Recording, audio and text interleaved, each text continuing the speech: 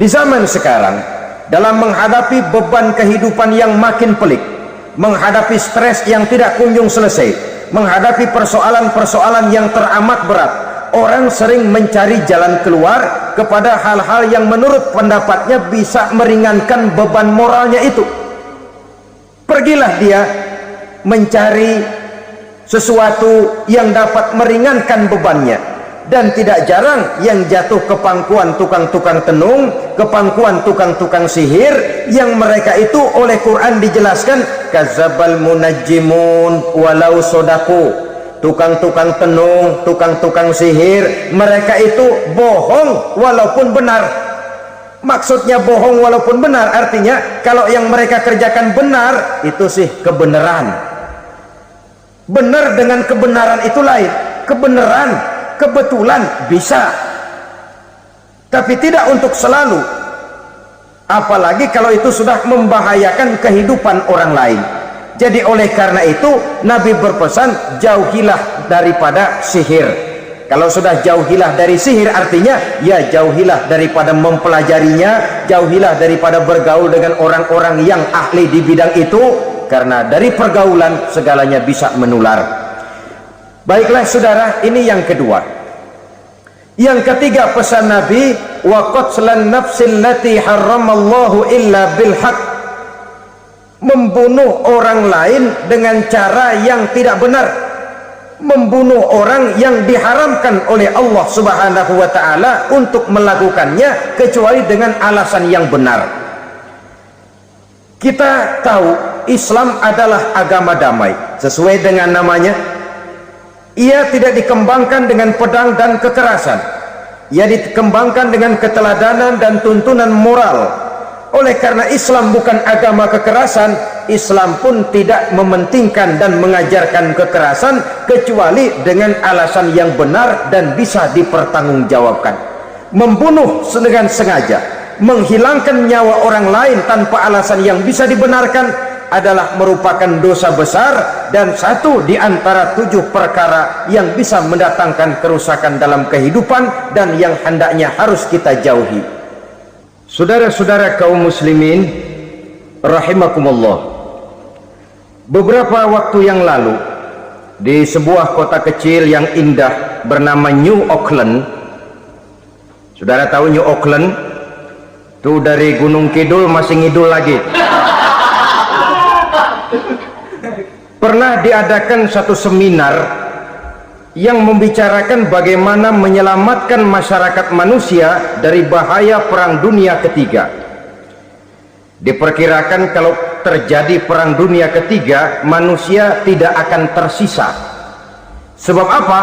Pada waktu itu cadangan nuklir yang dimiliki oleh bersama Amerika dan Rusia konon sudah sanggup memusnahkan 6 miliar manusia pada saat jumlah manusia baru 5 miliar. Jadi kelebihan nuklir dunia ini. Kalau terjadi Perang Dunia Ketiga, sulit manusia untuk tersisa.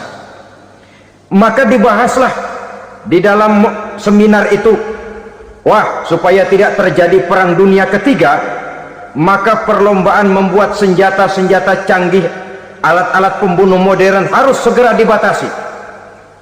Dibahas, tidak mungkin kita membatasi perlombaan membuat senjata. Kenapa? Makin maju ilmu dan teknologi, makin canggih senjata yang ditemukan. Atom sudah meningkat menjadi nuklir, nuklir sudah meningkat menjadi neutron, dan kita tahu bom yang bernama neutron ini bom yang cukup membunuh tanpa perlu merusak. Artinya kalau dia diledakkan di kota kita ini, bangunan utuh, jembatan tidak ambruk, rumah-rumah tetap berdiri, tapi semua yang bernama hidup mati. Itu katanya lebih sopan dari bom atom. Sebab kalau si atom ini sudah membunuh, merusak pula. Neutron cukup membunuh saja tanpa perlu merusak. Jadi majunya senjata-senjata teknologi sebagai akibat yang logis dari kemajuan ilmu pengetahuan ini tidak bisa kita batasi. Dan memang sebenarnya yang bahaya bukan senjatanya, tapi manusia yang mengendalikan senjata itu. Mereka kembali kepada prinsip the man behind the gun. Bukan senjatanya yang bahaya, tapi manusia yang mengendalikan senjata itu yang bahaya. Walaupun senjatanya modern, katakanlah model M16 umpamanya, kalau yang mengendalikannya orang beriman, insya Allah aman. Tapi biar megang cuma senapan angin, kalau yang megang orang brutal, ngeri kita deket-deket. Apalagi kalau memang bukan ahlinya menggunakan senjata, bisa ngeker kaki kena jidat. Mereka kembali kepada prinsip lama yang tetap baru. Bukan senjatanya yang harus dibatasi, manusia yang mengendalikan senjata itu yang perlu dibicarakan. Nah, kalau begitu, agar manusia tidak mempergunakan senjata sewenang-wenang, apa yang harus kita lakukan? Ya, manusianya harus bermoral. Ya, tapi moral yang mana? Di dunia ini banyak ajaran tentang moral. Itu pun mudah saja. Di sini kan kita undang saja ahli dari berbagai agama untuk membicarakan konsep perdamaian menurut agamanya masing-masing. Baik, setuju itu? Setuju. Maka tampillah para ahli agama, mereka kembali kepada prinsip moral daripada konsep yang terkandung di dalam ajaran agama untuk menegakkan perdamaian. Mula-mula naiklah ahli dari agama Hindu, dibacakan konsep perdamaian menurut ajaran agama Hindu, bahwa untuk damai manusia harus meninggalkan nafsu keduniaannya, menempuh samsara dan sebagainya untuk mencapai nirwana, menjauhi kemegahan dan kemewahan dunia. Ini lalu dibahas, rasanya juga tidak mungkin ini. Kemudian dari agama Nasrani, bahwa untuk damai manusia harus menciptakan sifat kasih sayang.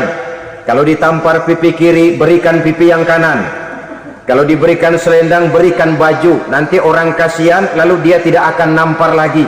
Ketika ini dibahas, ternyata rasanya pun tidak mungkin bisa diterima.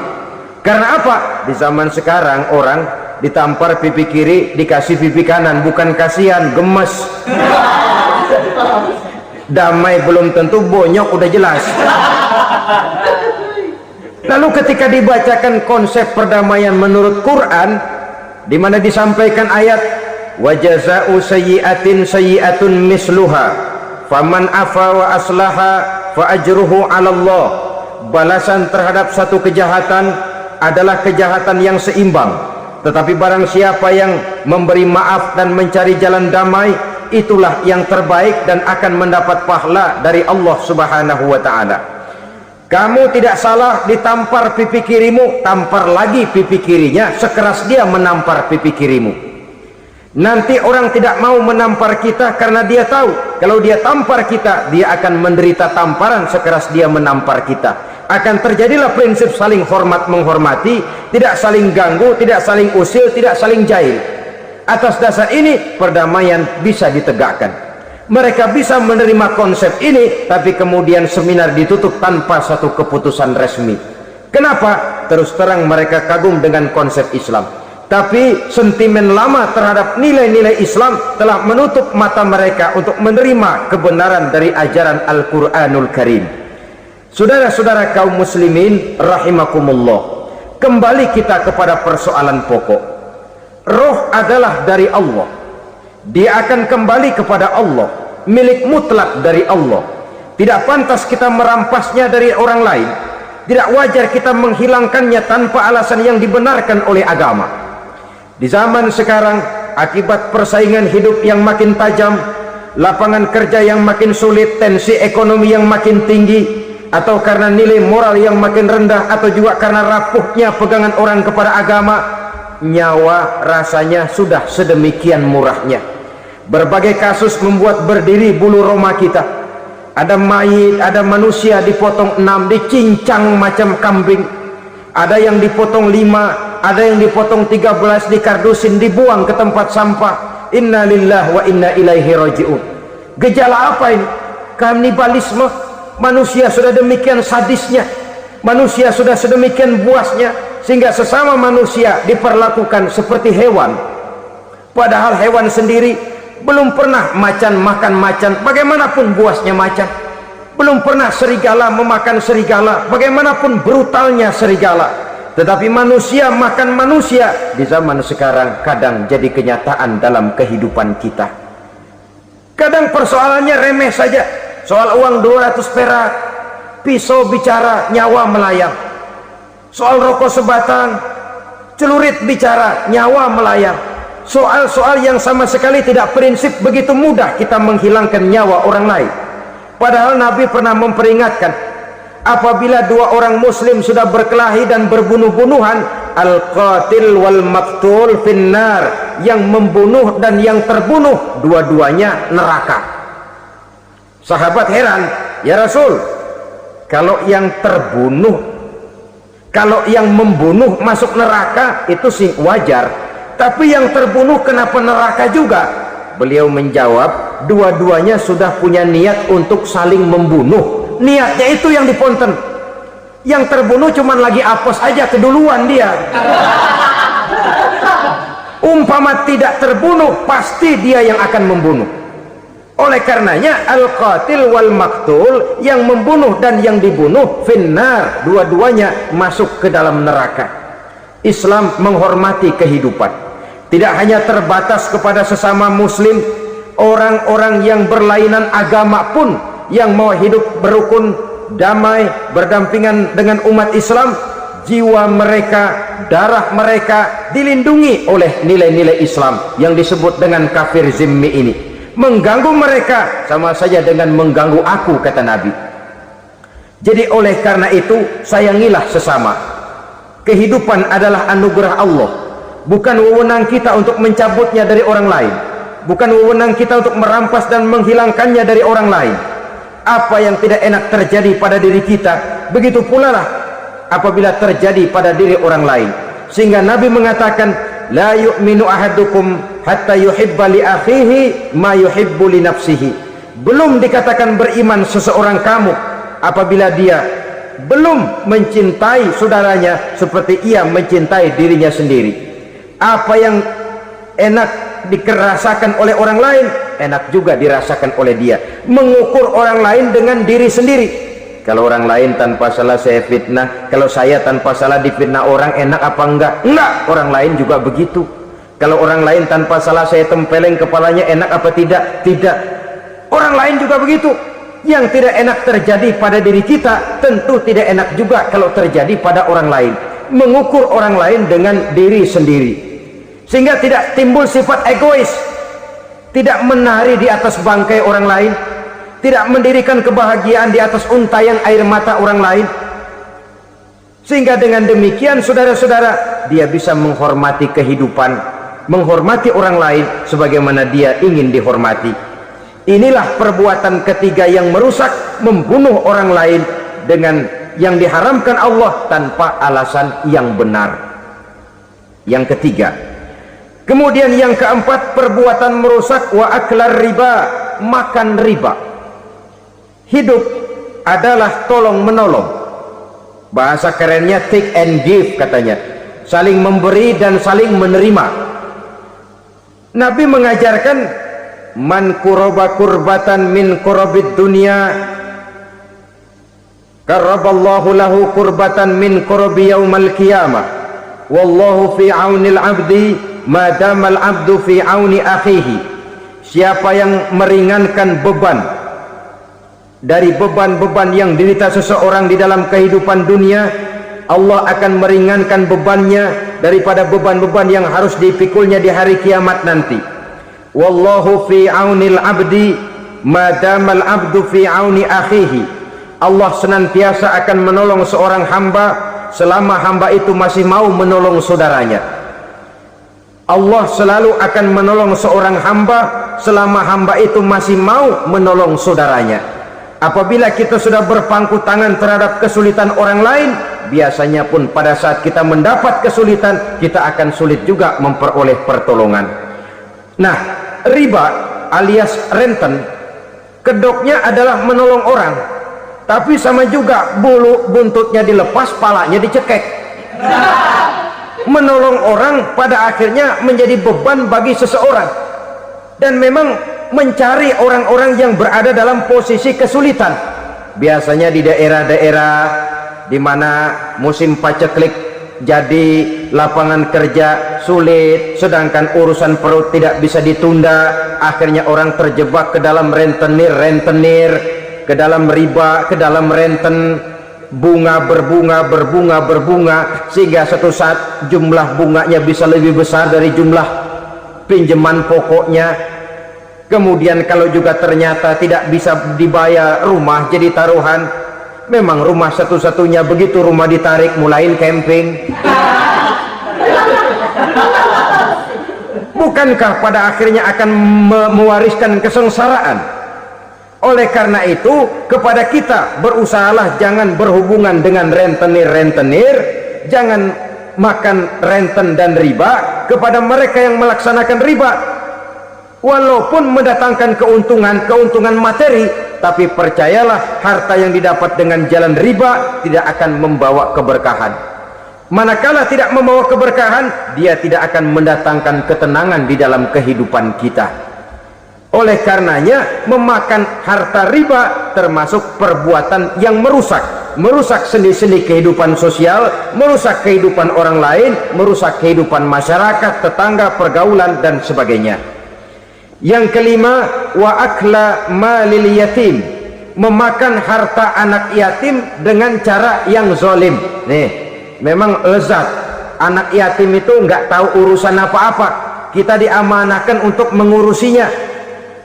Kadang-kadang dibentuklah panitia penyantunan yatim piatu, yatimnya mah tetap kelaparan, panitianya yang pada gendut.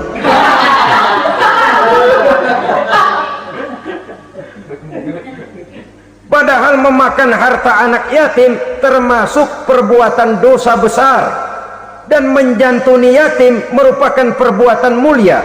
Nabi mengatakan, ana wa kafilul yatim kahataini yaumal qiyamah, aku dan orang-orang yang menyantuni anak yatim seperti dua jari ini pada hari kiamat nanti. Dekat sekali.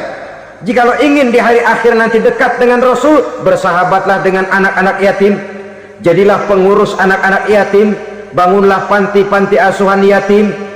Pada saat bapak ibunya meninggal, kitalah yang menjadi orang tuanya. Bahkan sedemikian besar perhatian Islam terhadap anak-anak yatim ini, sehingga Quran memberikan peringatan, ara'aital ladzi yukadzibu biddin fadzalikal ladzi yad'ul yatim wa la yahuddu ala ta'amil miskin. Tahukah kamu siapa orang yang mendustakan agama, beragama tapi dianggap dusta, salatnya dusta, puasanya dusta, karena agamanya sudah berdusta.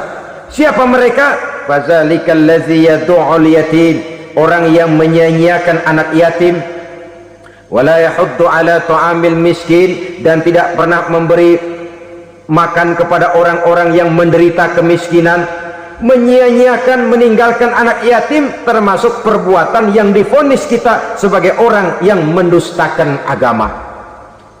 Saudara-saudara kaum muslimin rahimakumullah, maka sangat dicela mengeksploitir anak-anak yatim, menjadikan mereka sebagai kedok untuk mencari kekayaan pribadi. Tetapi jikalau ikhlas, ganjarannya sangat besar, nilai pahalanya sangat besar. Menyantuni yatim tidak hanya setahun sekali. Kalau Muharram pakai istilah lebaran yatim, dibentuklah panitia, diberilah beras, uang 45.000 rupiah, alhamdulillah. Tapi jangan lupa, si yatim tidak hidup cuma satu hari. Dia tidak hidup cuma di bulan Muharram saja, dia hidup 12 bulan dalam setahun. Sebagaimana anak-anak yang lain, dia juga berhak punya masa depan, dia juga berhak menikmati bangku sekolah, dia berhak mengenyam arti dan makna pendidikan, dia berhak membekali diri dengan ilmu dan pengetahuan seperti halnya anak-anak yang lain. Maka kita yang diberikan keluasan oleh Allah, ingatlah itu, bersahabatlah dengan anak-anak yatim, santuni mereka. Perkara setahun sekali di bulan Muharram, alhamdulillah, itu bagus, bin Thayyib alias baik. Tapi tentu dan tentu, sekali lagi, si yatim tidak hanya hidup di bulan Muharram, dia hidup 12 bulan dalam setahun, 24 jam dan di dalam sehari. Oleh karenanya, menyia-nyiakan mereka pada saat posisi kita memang mampu, akan memojokkan kita dalam satu posisi di mana kita dianggap sebagai orang yang mendustakan agama. Memakan harta anak yatim dengan cara yang zolim. Bapaknya udah meninggal, kebunnya lebar, anaknya dikelecehin. Nah, dah kamu nggak usah pusing, nanti saya yang ngurus. Akhirnya bukan ngurus, nguras. Si yatim mungkin tidak tahu bahwa dia disia-siakan, haknya diambil, miliknya dizolimi, tapi Allah yang akan membalasnya dengan seadil-adilnya. Maka makan harta anak yatim biasanya balasannya tokcer bin paten. Nggak banyak selang tempo itu, nggak percaya cobain dah. Nyobain aja kan nggak bayar, umpama. Memakan harta anak yatim dengan cara yang zolim, ganjarannya biasanya kontan. Kenapa? Ratapan si miskin, untayan air matanya, jeritan kepedihan hatinya, membuka pintu langit, permohonannya diijabah, getaran hatinya didengarkan oleh Allah, maka balasannya biasanya kontan, spontan, tidak menunggu waktu terlalu lama. Itu di dunia, belum lagi di akhirat nanti. Bukankah dalam riwayat Mi'raj diceritakan Nabi melihat di neraka itu orang perutnya sebesar rumah. La haula wala quwata. Itu perut kayak rumah, bagaimana jalannya tuh? Dan memang gak jalan, diseret-seret oleh malaikat di neraka itu. Hancur perutnya, amburadul itu perut. Berantakan isinya, dibulatkan lagi, diseret lagi, hancur lagi, dibulatkan lagi. Sampai Nabi tanya, orang itu begitu berat siksanya kenapa ya Jibril? Itu Muhammad, waktu di dunia dulu rakus banget makan harta anak yatim. Begitu vonisnya, begitu menyedihkan nasibnya di akhirat. Tapi di dunia pun ketidakberkahan itu sudah membayangi kehidupannya. Oleh karena itu, kepada saudara-saudara yang mendapat titipan anak yatim, berbahagialah, karena semulia-mulia rumah adalah rumah yang di dalamnya ada anak yatim yang disantuni. Sehina-hina rumah adalah rumah di mana di dalamnya ada anak yatim yang disia-siakan. Begitu kata Nabi kita. Rumah yang paling mulia dalam pandangan Allah, rumah yang di dalamnya ada anak yatim yang disantuni. Rumah yang paling hina dalam pandangan Allah, rumah yang di dalamnya ada anak yatim yang nasibnya disia-siakan. Berbahagialah saudara apabila menjadi penyantun anak-anak yatim, pelindung mereka, sehingga mereka mempunyai masa depan sebagaimana anak-anak lainnya. Rasulullah sendiri sedemikian peka terhadap keadaan anak-anak yatim karena beliau sendiri memang mengalami. Umur 6 bulan dalam kandungan ibu, beliau sudah ditinggalkan oleh ayahnya. Pada saat berusia 6 tahun ibu sudah meninggal. Yatim piatu dalam usia di mana beliau sedang perlu belas kasih seorang ibu dan pengertian seorang bapak. Kepekaan itu lalu timbul, bahkan kemudian sampai kepada beliau berkata, aku dan orang yang menyantuni anak yatim seperti jari tengah dan jari telunjuk di hari akhirat nanti. Sedemikian dekatnya. Baiklah ya, jadi yang kelima, memakan harta anak yatim. Jauhi, karena ini perbuatan yang merusak. Yang keenam, watawalli yaumaz zahfi, melarikan diri pada hari pertempuran. Apa ini? Khianat, tidak konsekuen dengan konsep perjuangan. Pada mulanya keras benar teriak berantas korupsi, ganyang korupsi, cuma karena belum dapat giliran. Begitu dia naik dapat kesempatan, korupsinya lebih edan dari yang diteriakinya. Ini termasuk tawalli yaumaz zahfi, berpaling pada hari peperangan. Di saat menghadapi musuh, kalau belum kelihatan musuh, teriaknya nyaring bener, jangan takut demi kebenaran sampai titik darah yang paling penghabisan. Musuh belum kelihatan. Begitu musuh sudah kelihatan, paling dulu lari ke belakang. Kalau diajak berjuang ada saja alasannya. Sehingga Quran memberikan peringatan kepada kita semua. Mengapa kamu ini berat? Kalau sudah diajak berjuang di jalan Allah, kakimu seperti terhunjam berakar di perut bumi. berat untuk melangkah berjuang. Lari dari pertempuran tidak konsekuen dengan konsepsi perjuangan. Mau enaknya saja dalam kondisi yang sulit lalu berpangku tangan. Ini termasuk ciri munafik yang di dalam Al-Quran disindir dengan bahasa kullama adha'a lahum masyaufi wa iza azlama alaihim qamu. Waktu terang mereka jalan, giliran gelap mereka mandek. Artinya, maksudnya kalau giliran ada untungnya aja rame-rame teriak Islam, tapi begitu diminta berjuang, dituntut berkorban, rame-rame mundur. Waktu dilihat di Islam ada untungnya, rame-rame teriak Islam. Pak, saya Islam banget, Pak. KTP saya Islam, Pak. Pokoknya Islam banget dah. Tapi ketika diminta berjuang, dituntut sedikit berkorban, rame-rame mengundurkan diri. Tahun 65 PKI berontak. Waduh, waktu itu jadi orang Islam untung itu. Nggak dikejar-kejar, aman. Masjid rame, masjid, mobil-mobil mewah parkir di depan musola dan masjid. Kenapa? Waktu itu asal udah ke masjid aman. Islam selamat, untung. Tapi begitu keadaan aman, yang parkir di musola beda butut melulu. Waktu terang mereka jalan, waktu gelap mereka berhenti. Dikala di Islam ada untungnya, baru wah Islam bagus, Islam hebat. Tapi waktu dilihat ada kerugian, jangan bawa-bawa Islam dah.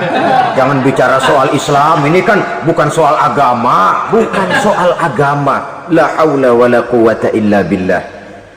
Beragama kita ambil talfik fid din, mengambil yang enteng-enteng saja dalam urusan beragama ini. Tidak konsekuen kita dengan Islam kita. Seolah kita mau memilih mana yang terasa cocok sama selera kita, kita teriak Islam. Beratan aja dikit, rame-rame berpaling. Itu termasuk tawalli yaumaz zahfi, para pengkhianat, mental-mental hipokrit yang tidak mau konsekuen menghadapi segala bahaya. Itu termasuk perbuatan yang merusak. Kenapa? Kalau cuma dia saja yang lari, mungkin tidak jadi soal, tapi larinya ini akan mempengaruhi orang lain. Nah, pengaruhnya itu yang dicegah. Sebab kalau satu sudah mulai lari, yang lain mulai ngelirik. Ketika yang dilirik kemudian tidak ada reaksi, dia akan ikut lari. Artinya apa? Seorang muslim harus konsekuen dengan konsep perjuangannya, dengan keyakinan keagamaannya, dan tidak memilih yang enak-enak saja di dalam kehidupan beragama. Lari dari pertempuran, bermental khianat, mengkhianati agama, merupakan satu di antara sifat yang merusak. Terakhir saudara, wa qazfal muhsanatil ghafilatil mu'minat, menuduh perempuan baik-baik yang tidak tahu menau tentang tuduhan yang dituduhkan kepadanya, menuduh perempuan mukmin yang baik-baik yang tidak tahu menau tentang tuduhan yang dilakukan kepadanya. Fitnah lebih bahaya daripada pembunuhan. Orang yang tidak salah bisa hancur namanya, orang yang berniat baik bisa ambruk perjuangannya oleh karena fitnah. Sehingga dikatakan al fitnatu asyaddu minal qatli, fitnah lebih bahaya daripada pembunuhan. Maka memfitnah ini termasuk satu dosa di antara 7 hal merusak yang harus kita jauhi semampu kita, semampu-mampunya. Mengupayakan sebisa-bisanya jangan sampai terjebak ke dalam hal yang demikian. Malas berusaha. Orang kalau sudah terlalu asik berkhayal, menghitung bintang di langit, malas berusaha. Kalau ada temannya kerja jadi buruh kasar, bawa hasil yang merupakan jeripaya dan peras keringat dia, 1 minggu bergaji 10-15 ribu, diketawain. Apaan gaji lo 10 ribu 15 ribu, entar gua nih kalau ketembus 100 juta entar. Yang 10 ribu dan 15 ribu keringat orang itu dihina, itu dicela, tetapi dia selalu menghitung entar nih gua, entarnya wallahu a'lam. Saudara hadirin yang saya muliakan, timbullah sikap malas padahal di tengah negara sedang membangun di berbagai bidang kehidupan. Maka sifat malas ini merupakan musuh kita, baik mengejar kemiskinan baik mengejar kebodohan dan keterbelakangan kita di sektor-sektor lainnya. Alangkah akan terganggunya roda pembangunan di negara kita ini jikalau sebagian besar rakyat dihinggapi oleh penyakit malas, yang malas ini dilatar belakangi oleh penyakit tulul amal, terlalu muluk angan-angan, yang angan-angan ini dininabobokan oleh keinginan untuk mendapatkan untung yang besar tanpa peras keringat dan banting tulang. Sasaran yang lebih jauh, dan ini yang paling kita khawatirkan, hancurnya kubu-kubu pertahanan moral daripada bangsa kita. Kita sependapat bahwa lebih penting daripada membangun jembatan adalah membangun manusia yang membangun jembatan. Bahwa lebih penting daripada mengaspal jalan raya adalah membangun mental manusia yang melaksanakan pengaspalan itu. Dengan kata lain, membangun dan mempersiapkan manusia pembangunan. Tanpa itu, maka saya merasa khawatir kalau nanti kita tidak akan sampai kepada target yang kita harapkan oleh karena kandas di tengah jalan. Saudara-saudara kaum muslimin rahimakumullah, Islam sebagai agama yang mengajarkan manusia untuk berusaha dan mengeluarkan segala kemampuan untuk melaksanakan segala usahanya itu, sangat membenci sifat malas, sangat membenci sifat tulul amal atau panjang angan-angan. Dan oleh karena judi melahirkan dua sifat itu, Islam sangat menganjurkan pengikutnya untuk menjauhi segala macam jenis perjudian, baik yang terang-terangan maupun yang dilakukan secara samar-samar, tidak ketara, judi canggih sesuai dengan canggihnya teknologi daripada manusia itu sendiri. Ini adalah penyakit yang meracuni masyarakat manusia dari sejak berpribadi, bertetangga, berumah tangga, sampai kepada berbangsa dan bernegara. Dan kasus-kasus yang timbul sudah cukup banyak, yang tidak mungkin lagi kita katakan hanya sekedar bersifat kasuistis, bersifat kasus-kasus kecil saja. Sebelum riaknya naik ke permukaan, marilah kita membuat benteng untuk masing-masing pribadi muslim memelihara dan menjaga diri, jangan terseret dalam permainan yang bernama judi, apapun bentuknya, bagaimanapun cara dan ragamnya. Karena jelas bahayanya lebih besar daripada manfaatnya. Taruhlah kita barangkali kemarin-marin hanyut dalam arus perjudian, tetapi hendaknya kita bisa mengambil pelajaran bahwa seorang mukmin adalah seorang yang apabila dia melakukan kesalahan, dia segera sadar, dijadikannya pelajaran untuk tidak diulanginya lagi pada masa-masa yang akan datang. Dengan sikap semacam itu, kita tidak lagi akan mengulangi kesalahan-kesalahan lama, dan grafik kehidupan kita dari hari ke hari akan makin menunjukkan hal-hal yang baik dan positif adanya. Saudara-saudara kaum muslimin rahimakumullah, kalau ABRI masuk desa, rakyat beruntung. Kalau jaksa masuk desa, rakyat bahagia. Kalau koran masuk desa, rakyat ikut jadi cerdas. Tapi kalau judi masuk desa, rakyat kiamat. Pembangunan akan terbengkalai, roda perekonomian akan lesu.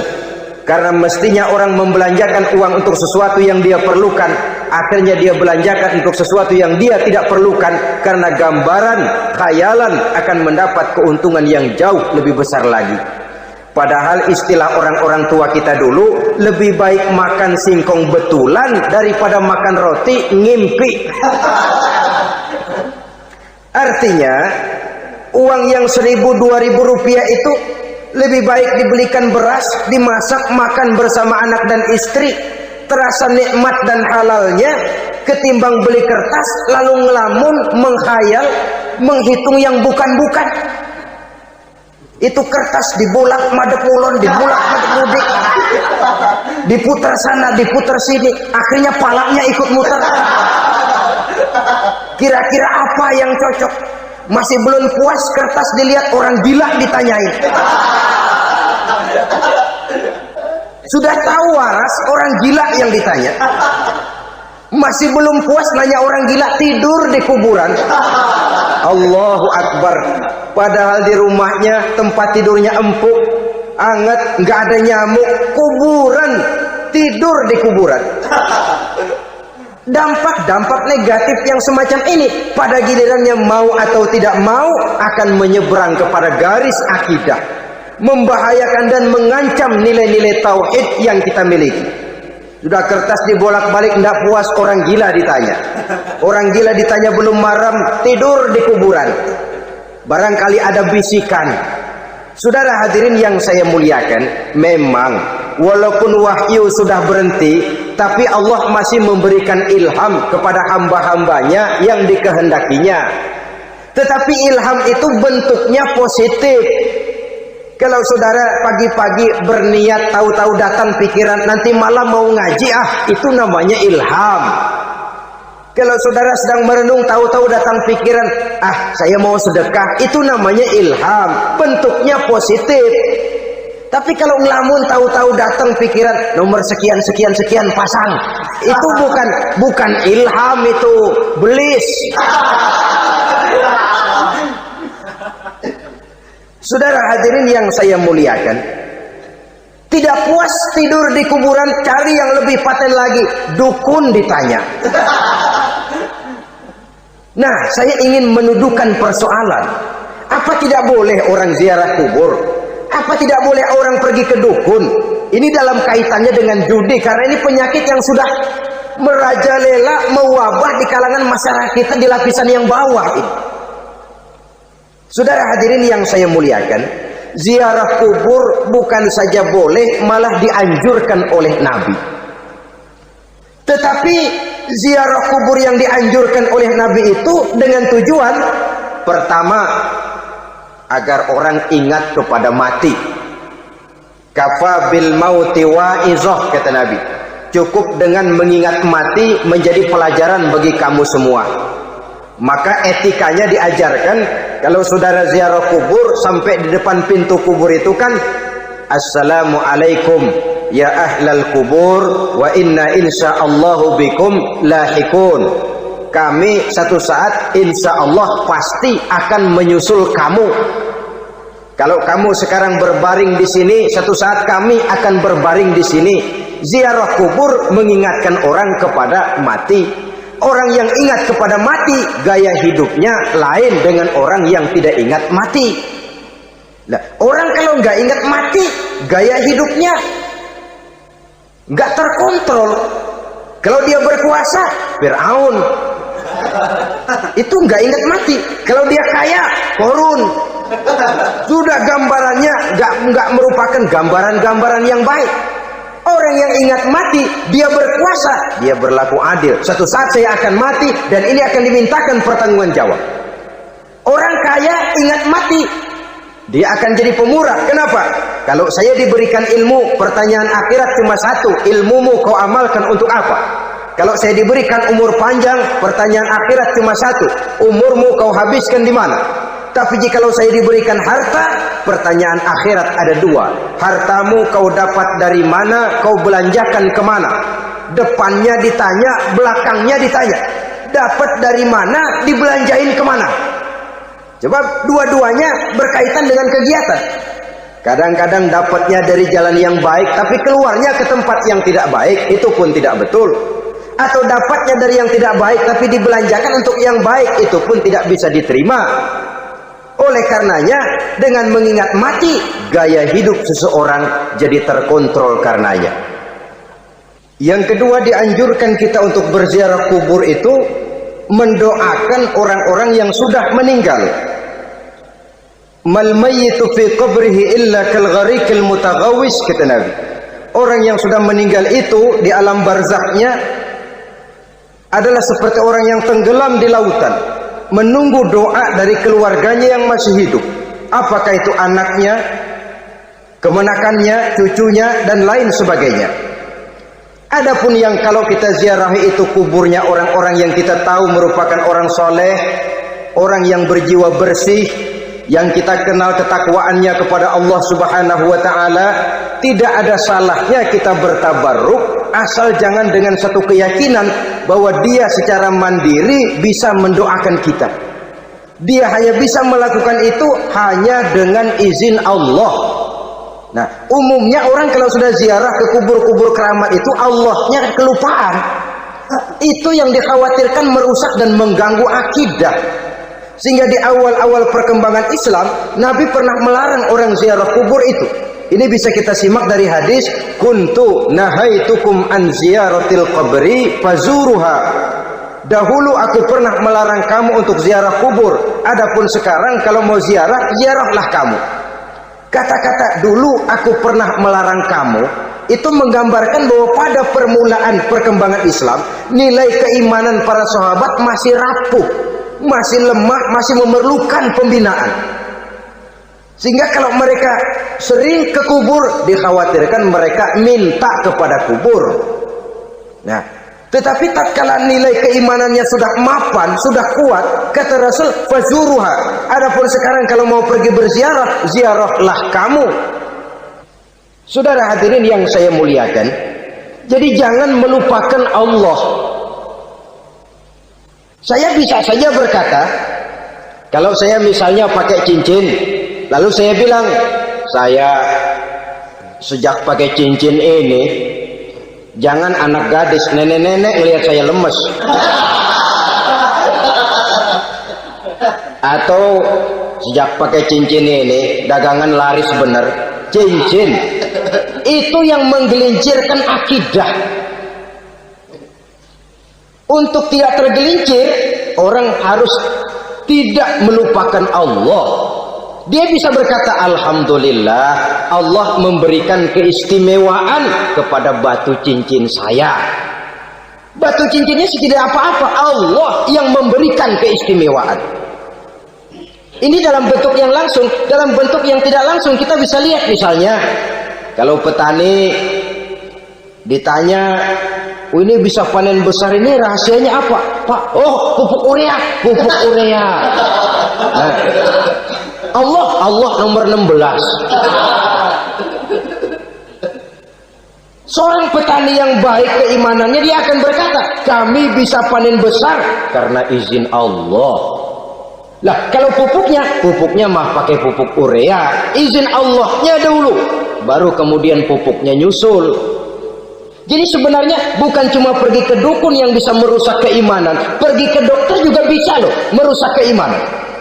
Kalau berkeyakinan bahwa dokter itulah yang memberikan sembuh, kenapa akidah saudara tidak tergelincir karenanya? Dokter hanya memberikan obat dan resep, sembuh itu datangnya dari Allah. Ini yang diungkapkan lewat lisan Nabi Ibrahim alaihissalam, wa idza maridtu fahuwa yashfini. Apabila aku sakit, dialah Allah yang memberikan sembuh. Jangan juga menyalahartikan ayat ini. Ada ayat begini, sakit terus nekat. Udah nggak usah berobat dah, memang penyakit dari Tuhan, ntar waktunya baik ya baik dah. Udah ampek terus dah. Orang yang berobat saja belum tentu sembuh, apalagi yang tidak berobat. Sama juga orang nggak sembahyang kita ajakin ngotot, lu juga yang sembahyang belum tentu masuk surga katanya. Lah yang sembahyang belum tentu masuk surga, bagaimana cengoran lu yang nggak sembahyang?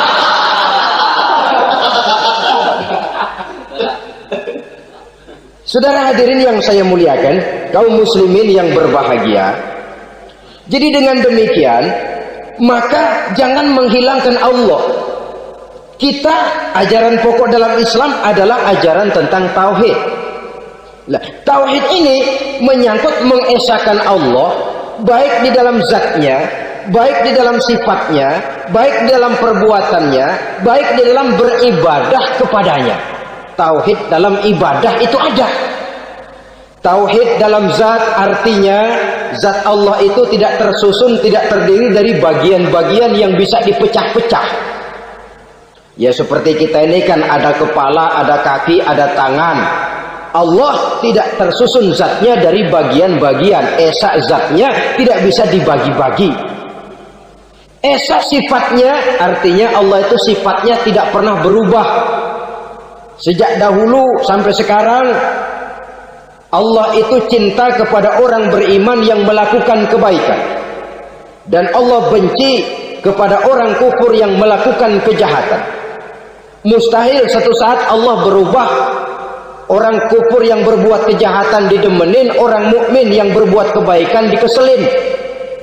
Misalnya tahun 2000 Tuhan giliran jengkel sama orang mukmin. Itu mustahil, dia esa di dalam sifatnya. Lain dengan sifat kita manusia. Sifat kita ini kan relatif. Ada saatnya kita senang, lain saat yang kita senang betul kita caci maki. Hari ini kita caci maki, besok kita puji. Lihat teman kaya, habis kita omongin, boleh jadi dia kaya. Kenapa? Dukunnya 36. Begitu kita habis caci maki begitu, dia datang ngasih duit sama kita. Cacian itu bisa berubah menjadi pujian. Lu ya emang bukan main dah.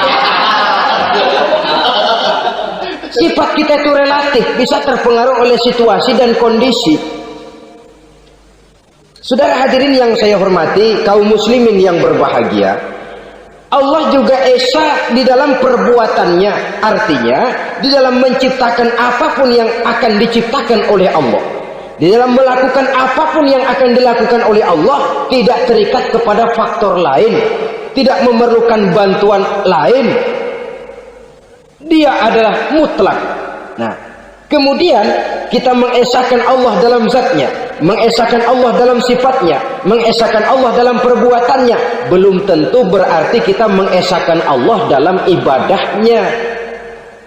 Sebab banyak orang yang yakin betul Allah itu esa, teguh dengan pendiriannya.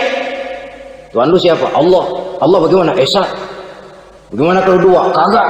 Tiga? Enggak. Mantap. Soal tahlil paten. Tapi dalam ibadah kadang-kadang dia tidak mentauhidkan Allah. Ini makna wa ma umiru illa liya'budullaha mukhlisin.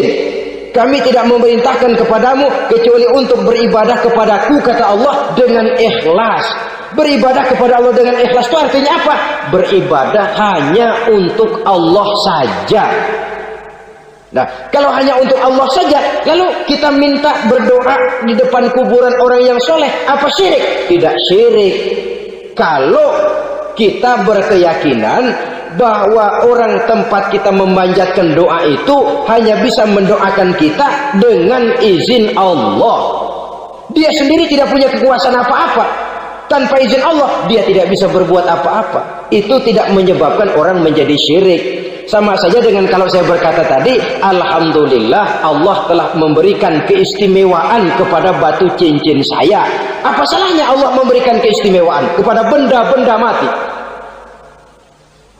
Allah memberikan keistimewaan kepada Hajar Aswad, benda mati. Allah memberikan keistimewaan kepada Masjidil Haram, benda mati. Allah memberikan keistimewaan kepada Ka'bah, benda mati. Orang tawaf keliling Ka'bah, sembahyang di Masjidil Haram, sujud menghadap kepada Ka'bah, apakah jadi syirik? Tidak, kita tidak menyembah Ka'bahnya, kita menyembah yang punya Ka'bah itu. Nah, di sini kita lihat bahwa fungsi Ka'bah hanya merupakan wasilah. Tapi kalau Allahnya kita hilangkan, jadilah kita penyembah batu. Hanya saja batu itu berbentuk 4 bernama Ka'bah. Sa'i, orang yang melaksanakan haji, lari-lari antara Safa dan Marwah, amalan apa itu? Seakan-akan kita menghormati bukit-bukit, gunung-gunung. Tapi bukan itu yang kita tuju dalam pelaksanaan sa'i itu. Yang kita tuju adalah ini perintah Allah. Allahnya yang diutamakan. Maka hal semacam ini tidak menyebabkan orang menjadi syirik dan tergelincir dari tauhid. Tapi kalau ziarah kubur dengan niat cari buntutan, cari nomor yang cocok, ini niatnya saja sudah salah. Nah, kalau berangkat dengan niat yang salah, sampai di sana saya yakin, seyakin-yakinnya amalannya pasti salah. Lah, kubur yang diziarahin bukan kubur orang soleh. Ya mana ada orang soleh ngasih kode buntut. Ada juga orang salah, bukan orang soleh itu. Kadang-kadang dia nggak tahu kuburan siapa, nongkrong aja di situ. Memang sulit, saudara-saudara, mental ya, namanya mental. Kalau memang mental sudah mental judi, apa saja bisa dijudiin. Jadi orang nggak perlu sebenarnya pemerintah terlalu gini, nggak usah. Kembali saja kepada mental. Kalau mental memang sudah mental judi, apaan aja bisa dijudiin. Pulang tengah malam nabrak babi, babi yang keluar nih.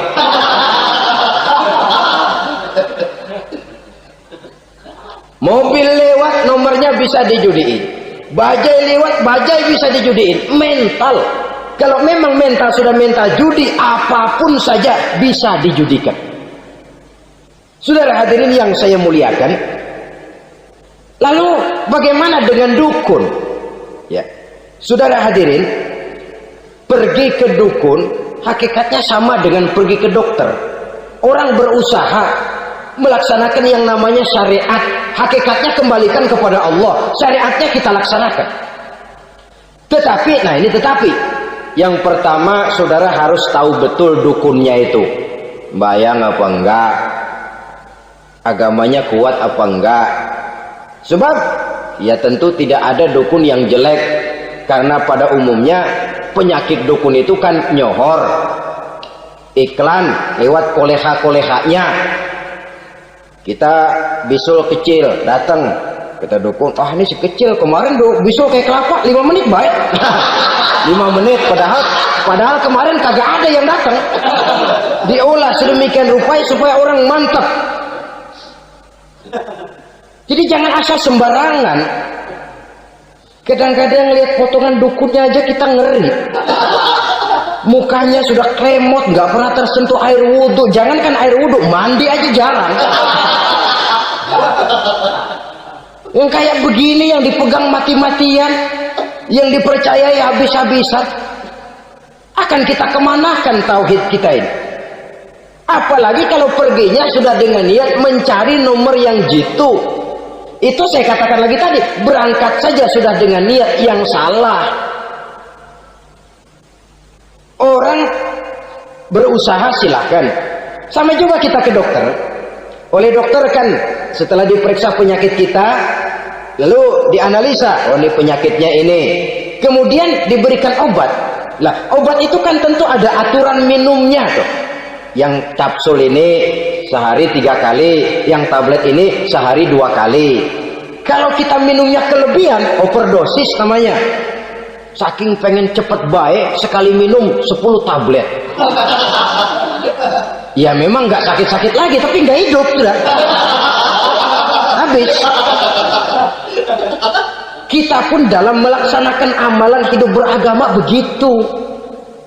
Saudara datang kepada kiai, orang-orang soleh, meminta amalan, wiridan, itu jangan sampai overdosis. Tidak sesuai dengan kemampuan pribadi. Masih SD sudah minta matematika kelas SMP, celeng. Baru SMP sudah minta diajarkan filsafat kelas perguruan tinggi, semaput. Kenapa? Daya tampungnya nggak kuat. Emang ukuran secangkir, minta di sini seember, ya luber. Lebihnya nggak cukup. Kenapa? Yang diberikan, yang diamalkan tidak sesuai dengan makomnya, tidak sesuai dengan kemampuan yang ada pada dirinya. Saudara hadirin yang saya muliakan, akhirnya apa? Mencelakakan dirinya sendiri, ngawur. Baru sembahyang seminggu udah ngaku ketemu malaikat. Sembahyang ditemenin malaikat, lah sembahyang baru seminggu mulai, tuh malaikat iseng amat. Ya walaupun kalau Allah izinkan tidak mustahil, tapi kan tidak logik. Orang yang melaksanakan ibadah puluhan tahun memerlukan riyadhah dan latihan, khusyuk dan tawadhu, penuh tazallul, merendahkan diri di hadapan Allah, belum tentu mendapat karunia yang semacam itu. Saudara hadirin yang saya muliakan, jadi dengan kata lain, yang pertama, lihatlah dulu kualitas dukun yang akan saudara datangi itu. Ini kualitas black apa kualitas white? Aspal apa cat putih? Sehingga jangan sampai kita salah pilih. Sebab biasanya orang kalau sudah hanyut di kali, rumput pun dia pegangin. Dia tahu kalau rumput tidak akan bisa menahan bobot badannya, tapi karena posisinya posisi terjepit, rumput pun dia pegang. Ini satu gambaran psikologis betapa orang dalam keadaan panik, kepepet, kejepit, yang tidak mestinya dipegang pun akan dipegangnya juga. Walaupun dia tahu itu tidak akan bisa menahan bobot badannya, namun dipegangnya juga. Oleh karenanya, yang pertama, lihat dulu kualitas dukunnya. Yang kedua, saudara-saudara, jangan berkeyakinan bahwa dukun itulah yang memberikan permintaan saudara. Si dukun hanya bisa dengan izin Allah. Malas berusaha. Orang kalau sudah terlalu asik berkhayal, menghitung bintang di langit, malas berusaha. Kalau ada temannya kerja jadi buruh kasar, bawa hasil yang merupakan jeripaya dan peras keringat dia, 1 minggu bergaji 10-15 ribu, diketawain. Apaan gaji lu 10 ribu, 15 ribu? Entar gua nih kalau tembus 100 juta, entar. Yang 10 ribu dan 15 ribu keringat orang itu dihina, itu dicela. Tetapi dia selalu menghitung, entar nih gua. Entarnya, wallahu a'lam. Saudara hadirin yang saya muliakan, timbullah sikap malas. Padahal di tengah negara sedang membangun di berbagai bidang kehidupan. Maka sifat malas ini merupakan musuh kita. Baik mengejar kemiskinan, baik mengejar kebodohan dan keterbelakangan kita di sektor-sektor lainnya. Alangkah akan terganggunya roda pembangunan di negara kita ini jikalau sebagian besar rakyat dihinggapi oleh penyakit malas, yang malas ini dilatar belakangi oleh penyakit tulul amal, terlalu muluk angan-angan, yang angan-angan ini dininabobokan oleh keinginan untuk mendapatkan untung yang besar tanpa peras keringat dan banting tulang. Sasaran yang lebih jauh, dan ini yang paling kita khawatirkan, hancurnya kubu-kubu pertahanan moral daripada bangsa kita. Kita sependapat bahwa lebih penting daripada membangun jembatan adalah membangun manusia yang membangun jembatan. Bahwa lebih penting daripada mengaspal jalan raya adalah membangun mental manusia yang melaksanakan pengaspalan itu. Dengan kata lain, membangun dan mempersiapkan manusia pembangunan. Tanpa itu, maka saya merasa khawatir kalau nanti kita tidak akan sampai kepada target yang kita harapkan oleh karena kandas di tengah jalan.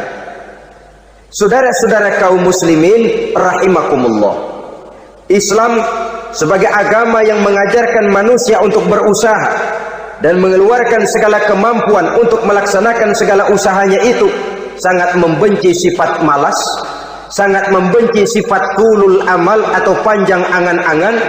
Dan oleh karena judi melahirkan dua sifat itu, Islam sangat menganjurkan pengikutnya untuk menjauhi segala macam jenis perjudian, baik yang terang-terangan maupun yang dilakukan secara samar-samar, tidak ketara, judi canggih sesuai dengan canggihnya teknologi daripada manusia itu sendiri. Ini adalah penyakit yang meracuni masyarakat manusia dari sejak berpribadi, bertetangga, berumah tangga, sampai kepada berbangsa dan bernegara. Dan kasus-kasus yang timbul sudah cukup banyak, yang tidak mungkin lagi kita katakan hanya sekedar bersifat kasuistis, bersifat kasus-kasus kecil saja. Sebelum riaknya naik ke permukaan, marilah kita membuat benteng untuk masing-masing pribadi muslim memelihara dan menjaga diri jangan terseret dalam permainan yang bernama judi, apapun bentuknya, bagaimanapun cara dan ragamnya, karena jelas bahayanya lebih besar daripada manfaatnya. Taruhlah kita barangkali kemarin-marin hanyut dalam arus perjudian, tetapi hendaknya kita bisa mengambil pelajaran bahwa seorang mukmin adalah seorang yang apabila dia melakukan kesalahan, dia segera sadar, dijadikannya pelajaran untuk tidak diulanginya lagi pada masa-masa yang akan datang. Dengan sikap semacam itu, kita tidak lagi akan mengulangi kesalahan-kesalahan lama, dan grafik kehidupan kita dari hari ke hari akan makin menunjukkan hal-hal yang baik dan positif adanya. Saudara-saudara kaum muslimin rahimakumullah, kalau ABRI masuk desa, rakyat beruntung. Kalau jaksa masuk desa, rakyat bahagia. Kalau koran masuk desa, rakyat ikut jadi cerdas. Tapi kalau judi masuk desa, rakyat kiamat. Pembangunan akan terbengkalai, roda perekonomian akan lesu. Karena mestinya orang membelanjakan uang untuk sesuatu yang dia perlukan, akhirnya dia belanjakan untuk sesuatu yang dia tidak perlukan, karena gambaran, khayalan akan mendapat keuntungan yang jauh lebih besar lagi. Padahal istilah orang-orang tua kita dulu, lebih baik makan singkong betulan daripada makan roti ngimpi. Artinya uang yang 1.000-2.000 rupiah itu lebih baik dibelikan beras, dimasak, makan bersama anak dan istri, terasa nikmat dan halalnya, ketimbang beli kertas lalu ngelamun, menghayal, menghitung yang bukan-bukan. Itu kertas dibolak madep ulon, dibolak madep mudik, diputar sana, diputar sini, akhirnya palanya ikut muter. Kira-kira apa yang cocok? Masih belum puas, kertas dilihat, orang gila ditanyain. Sudah tahu waras, orang gila yang ditanya. Masih belum puas, nanya orang gila, tidur di kuburan. Allahu Akbar. Padahal di rumahnya tempat tidurnya empuk, anget, nggak ada nyamuk. Kuburan, tidur di kuburan. Dampak-dampak negatif yang semacam ini pada gilirannya mau atau tidak mau akan menyeberang kepada garis akidah, membahayakan dan mengancam nilai-nilai tauhid yang kita miliki. Sudah kertas dibolak-balik, tidak puas, orang gila ditanya. Orang gila ditanya belum maram, tidur di kuburan. Barangkali ada bisikan. Saudara hadirin yang saya muliakan, memang walaupun wahyu sudah berhenti, tapi Allah masih memberikan ilham kepada hamba-hambanya yang dikehendakinya. Tetapi ilham itu bentuknya positif. Kalau saudara pagi-pagi berniat, tahu-tahu datang pikiran nanti malam mau ngaji, itu namanya ilham.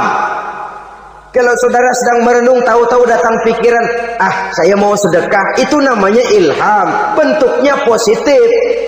Tapi kalau ngelamun, tahu-tahu datang pikiran nomor sekian sekian sekian pasang, itu bukan ilham, itu belis.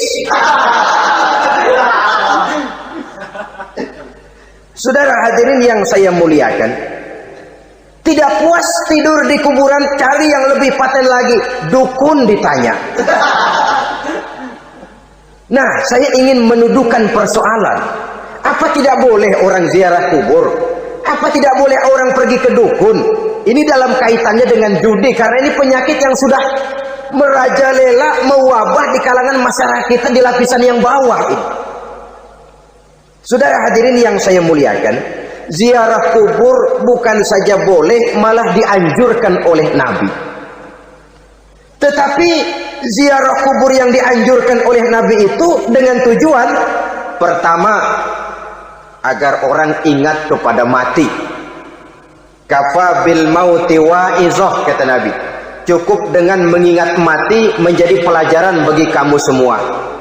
Maka etikanya diajarkan, kalau saudara ziarah kubur, sampai di depan pintu kubur itu kan, Assalamualaikum ya ahlal kubur, wa inna insyaallahu bikum lahikun. Kami satu saat insya Allah pasti akan menyusul kamu. Kalau kamu sekarang berbaring di sini, satu saat kami akan berbaring di sini. Ziarah kubur mengingatkan orang kepada mati. Orang yang ingat kepada mati, gaya hidupnya lain dengan orang yang tidak ingat mati. Nah, orang kalau nggak ingat mati, gaya hidupnya nggak terkontrol. Kalau dia berkuasa, Fir'aun. Itu nggak ingat mati. Kalau dia kaya, Korun. Sudah gambarannya nggak merupakan gambaran-gambaran yang baik. Orang yang ingat mati, dia berkuasa, dia berlaku adil. Suatu saat saya akan mati dan ini akan dimintakan pertanggungan jawab.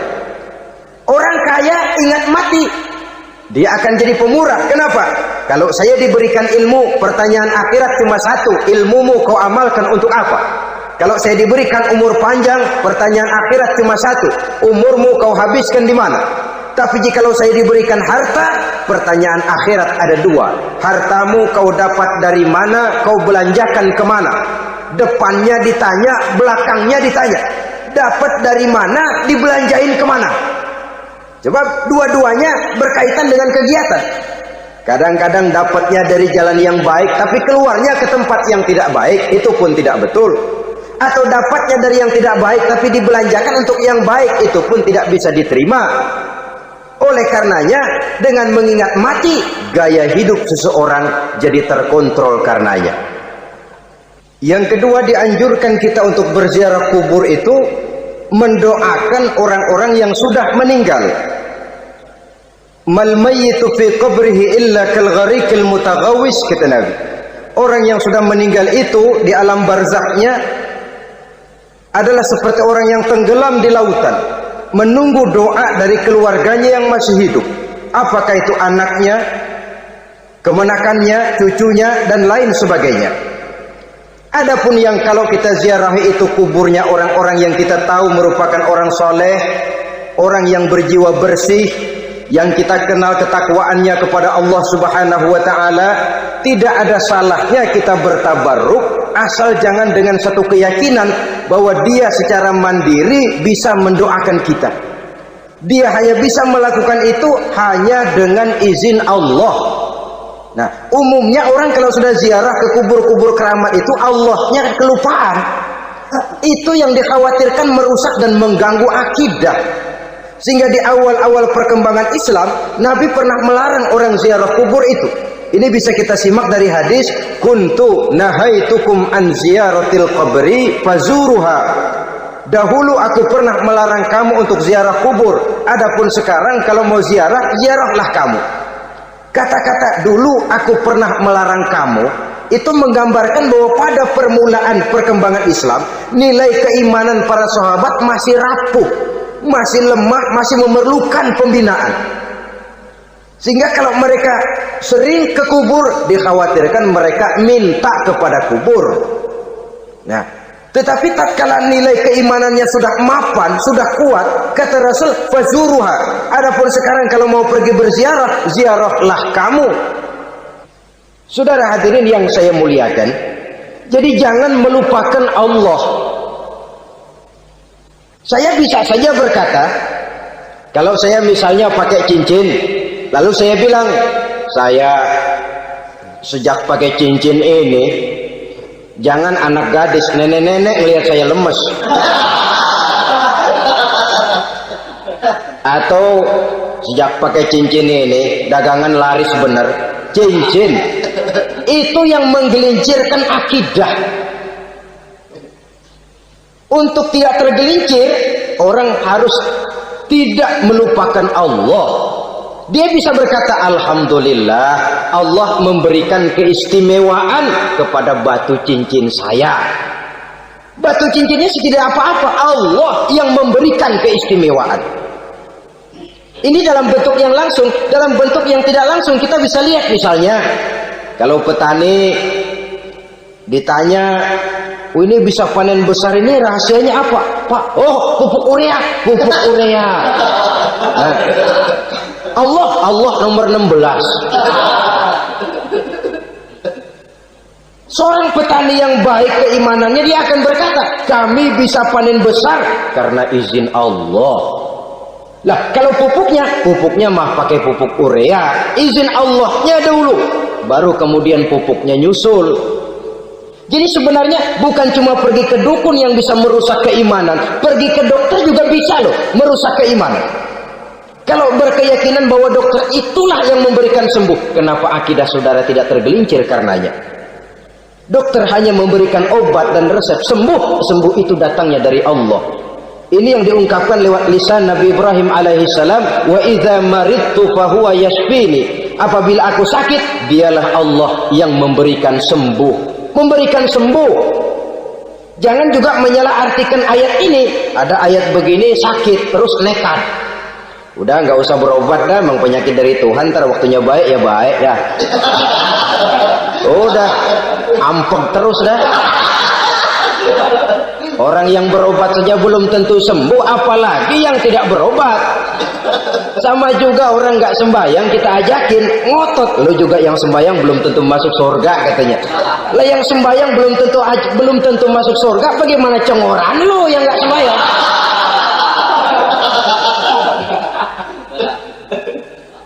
Saudara hadirin yang saya muliakan, kaum muslimin yang berbahagia. Jadi dengan demikian, maka jangan menghilangkan Allah. Kita, ajaran pokok dalam Islam adalah ajaran tentang tauhid. Nah, tauhid ini menyangkut mengesahkan Allah, baik di dalam zatnya, baik di dalam sifatnya, baik di dalam perbuatannya, baik di dalam beribadah kepadanya. Tauhid dalam ibadah itu ada. Tauhid dalam zat artinya zat Allah itu tidak tersusun, tidak terdiri dari bagian-bagian yang bisa dipecah-pecah. Ya seperti kita ini kan ada kepala, ada kaki, ada tangan. Allah tidak tersusun zatnya dari bagian-bagian. Esa zatnya tidak bisa dibagi-bagi.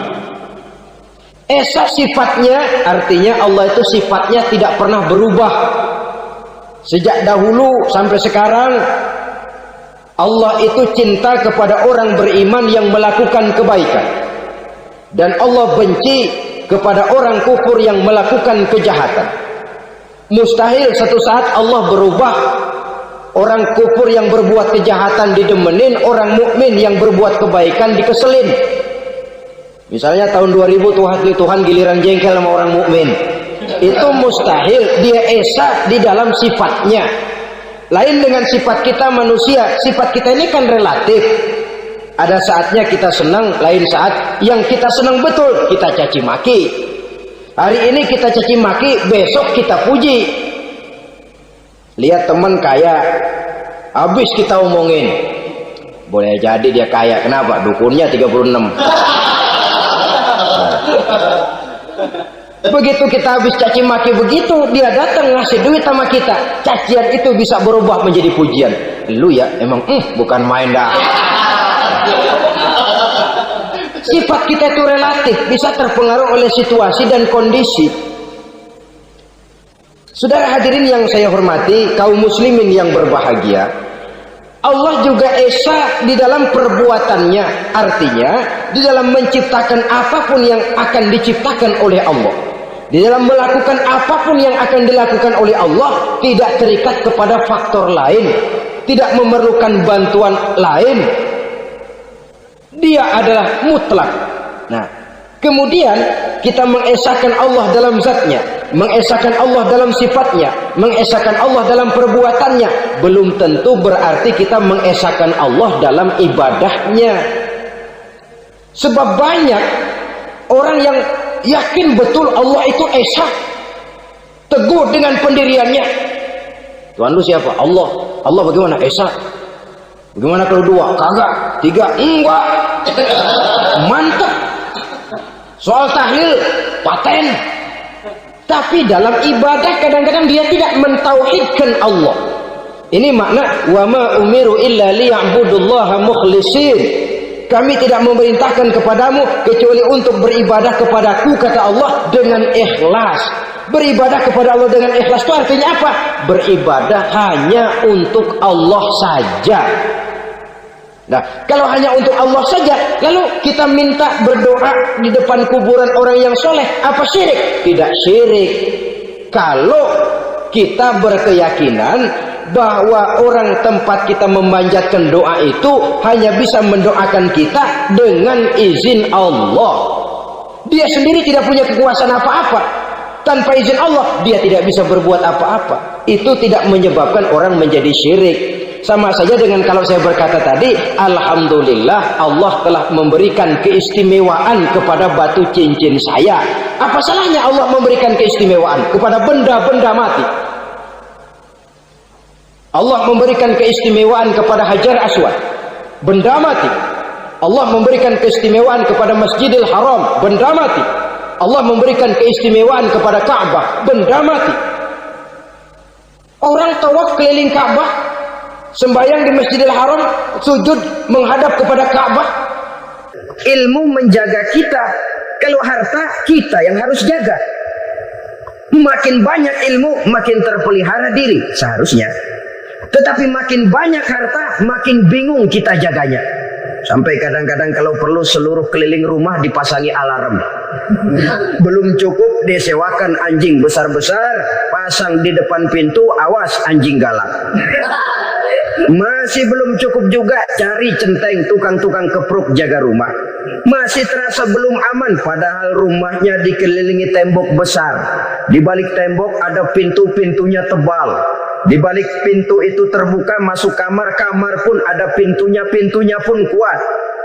Masuk ke dalam kamar ada lemari, lemarinya pun pintunya kuat, dikunci, kuncinya pun kuat. Tapi tahap seluruhnya yang timbul cuma sekedar was-was saja. Kesimpulannya sekali lagi, tanpa harta orang memang sulit untuk bahagia. Tapi harta semata-mata tidak merupakan jaminan orang akan bahagia. Dengan hati yang luas, itu modal utama untuk mencapai kebahagiaan hidup. Orang yang hatinya luas, saudara-saudara, punya hati yang lapang, melihat kenyataan hidup ini, dia bersyukur senantiasa kepada Allah. Lantas tidak timbul hasud dan iri hatinya. Oleh karena itu jiwanya selalu lapang. Kalau tidak, cupik hati namanya.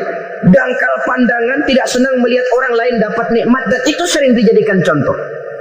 Kalau orang yang lapang dada, dia lihat tetangganya beli TV baru, dia berkata, alhamdulillah ya, tetangga kita beli TV, mudah-mudahan kita bisa ikut nonton.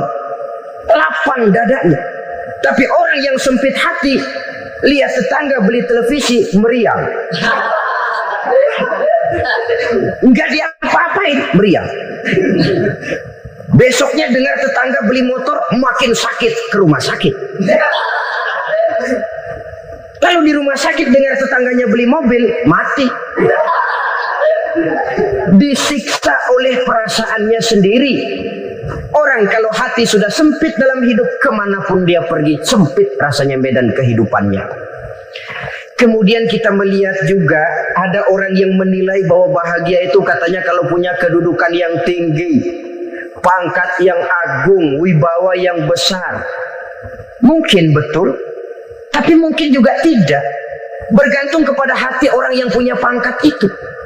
Sama dengan harta tadi. Harta akan membawa bahagia kalau dia jatuh ke tangan orang yang berhati lapang. Tapi harta akan jadi bencana kalau jatuh ke tangan hati orang yang sempit. Pangkat akan membawa bahaya kalau jatuh di tangan hati orang yang sempit.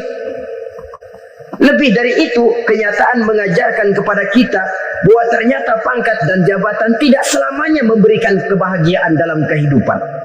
Bahkan resikonya kelewat besar. Beberapa bukti kita bisa ambil dari para pemimpin dunia yang menjadi korban lantaran pangkat dan jabatan yang disandangnya. Saudara ingat Presiden Abraham Lincoln dan John Kennedy dari Amerika? Dibunuh orang. Park Chung-hee dari Korea Selatan, Ziaur Rahman dari Bangladesh, Anwar Sadat dari Mesir, terakhir Indira Gandhi dari India, menjadi korban dari pangkat dan jabatan yang disandangnya dari orang-orang yang tidak senang dia memegang jabatan itu. Dia akan mudah mengundang bencana.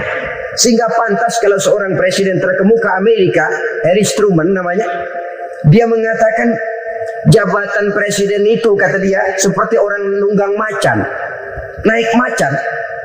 Harus kita taiki, kalau enggak dia bakal nerekam kita, ngeri katanya. Adapun orang yang hatinya lapang, kalau dia menerima pangkat dan jabatan, dianggapnya itu satu kesempatan untuk berbuat baik. Tapi orang yang berhati sempit, menerima pangkat dan jabatan, bukan kadang-kadang menerima, malah berusaha setengah mati mencapai dengan segala cara. Kalau perlu jilat atas, jilat atas. Jadi golongan sumuhun dawu. Jadi kelompok kulon nuwun, yes sir, yang kerjanya cuma oke bos. Kalau perlu jilat atas, jilat atas. Kalau perlu injak yang bawah, injak yang bawah. Perlu sikut kiri kanan, sikut kiri kanan. Yang penting pangkat dapat, jabatan dapat. Orang yang semacam ini, kalau sudah mempunyai pangkat dan jabatan, biasanya dia tidak menganggap itu sebagai amanah. tidak menganggap sebagai kesempatan berbuat baik, tapi malah kesempatan untuk memperturutkan hawa nafsunya yang dilatar belakangi oleh kesempitan hatinya tadi. Apalagi kalau orang memperoleh pangkat karena banyak mengeluarkan uang. Seakan-akan pangkat dan jabatan itu sekarang macam proyek, pakai tender. Siapa yang berani bayar segini, naik. Nggak berani, minggir. Padahal logikanya, kalau orang mencapai satu jabatan karena banyak mengeluarkan uang, hampir bisa dipastikan bahwa setelah jabatan itu dia pegang, langkah pertama yang akan dilakukannya ialah berusaha bagaimana uang yang dia keluarkan supaya kembali. Ya paling kurang pulang modal dulu dong. Soal mikirin rakyat soal nanti, tapi ini modal harus pulang. Itu celakanya kalau orang memperoleh pangkat dan jabatan cuma karena banyak mengeluarkan uang. Jarang orang yang mempunyai keyakinan dan pandangan bahwa pangkat dan jabatan merupakan amanah. Jadi sekali lagi, pangkat dan jabatan mungkin saja membawa kebahagiaan kalau jatuh ke tangan orang yang berhati lapang. Tapi bisa jadi bencana kalau dia jatuh ke tangan orang yang mempunyai hati yang sempit. Dan lagi-lagi stresnya hati yang lapang. Lalu sebagian orang, saudara, ada yang berpandangan katanya bahagia itu kalau jadi orang terkenal, mempunyai popularitas, menjadi idola di kalangan remaja, di kalangan orang tua, di segala lapisan masyarakat. Padahal makin populer orang makin terikat dia. Ya kalau macam kita ini kan nggak punya nama, nggak populer, tengah malam buta mau nongkrong di warung Tegal aman. Tapi pangkat, jabatan, kedudukan, popularitas menyebabkan kita diikat dengan berbagai macam peraturan. Cuma mandi sama ke WC saja yang nggak dikawal.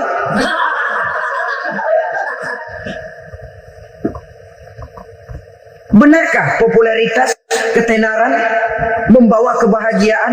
Mungkin. Ya, tapi mungkin juga tidak. Kenapa? Banyak orang-orang populer yang mengakhiri hidupnya secara tragis. Kita ambil beberapa nama. Di Amerika tahun 60-an ada bintang seksi paling terkenal yang dijuluki sex bomb. Bom seksi. Sampai sekarang jadi legenda, namanya Marilyn Monroe. Singkatan dobelnya itu inisialnya MM, Marilyn Monroe. Terkenal, top. Sampai dia mati tahun 62, namanya sekarang masih saja dibicarakan orang. Kenapa dia bunuh diri? Tidak punya hartakah dia? Banyak. Kurang populerkah dia? Seluruh dunia mengenalnya. Sejak rakyat kecil sampai pejabat tinggi dia punya hubungan. Kenapa? Jenuh. Dia terlahir dalam keadaan yatim. Setelah itu tidak lama dia berangkat remaja, ibunya meninggal. Pindah dari wanita asuh ke wanita asuh sampai 12 orang ibu angkatnya. Dan kekecewaan yang paling parah, setiap laki-laki yang dekat dengannya hanya seperti kapal berlabuh. Datang dan pergi silih berganti. Padahal dia merindukan seseorang yang bisa melindungi hidupnya. Dia rindukan itu dan dia tidak pernah menemukan. Itu yang akhirnya menyebabkan dia minum pil tidur kelewat dosis. Minum obat tidur kebanyakan. Ya tidur terus sampai sekarang.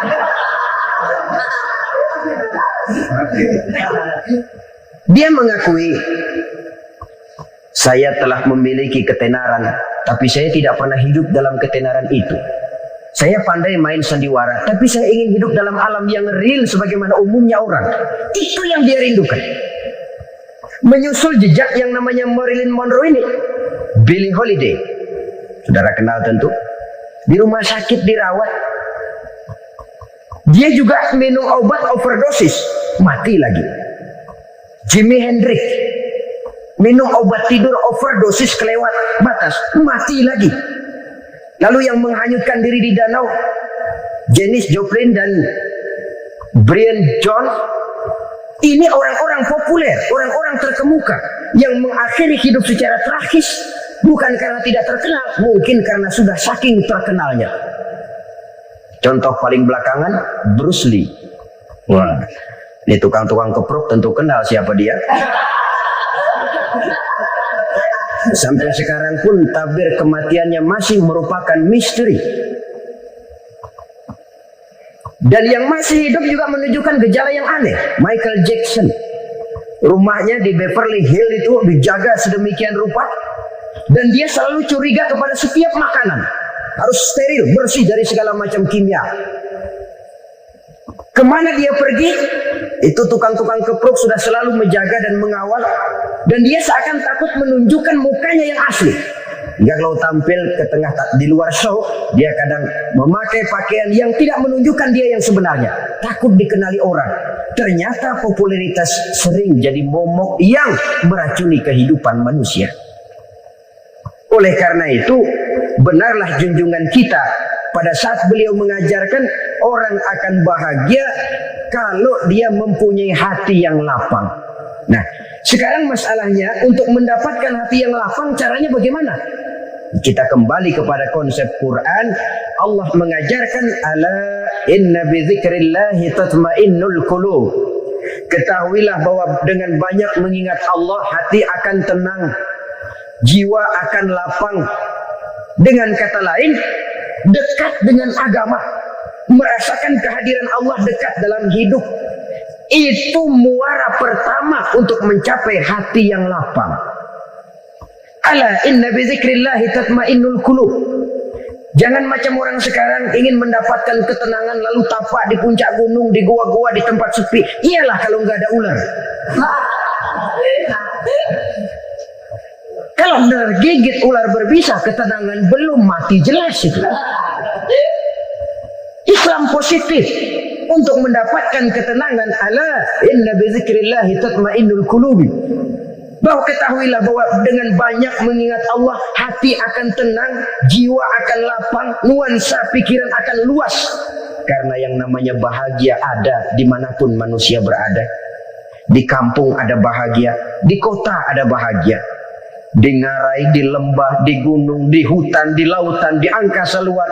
Dimanapun bahagia itu ada kalau kita bermodalkan hati yang lapang ini. Dan hati akan lapang kalau kita dekat dengan agama. Dekat dengan harta buat sementara hati mungkin tenang, tapi ketenangan yang relatif dan temporer. Apalagi orang tiap kali tambah harta, tiap kali tambah rencana. Itu wajar. Mungkin sebelumnya saudara berpikir, kalau punya duit 5.000 enak nih. Begitu punya duit 5.000, aduh sayang kalau 10.000 aja. Tiap kali tambah harta, tiap kali lain rencana. Makin banyak rencana, makin menjauhkan kita dari yang namanya ketenangan. Padahal ketenangan merupakan unsur utama untuk mencapai bahagia. Dan ketenangan itu bermuara dalam hati manusia. Tengoklah kehidupan ini. Orang yang banyak harta dengan orang miskin, berbedakah rasa sakit yang mereka tanggungkan? Rasanya tidak.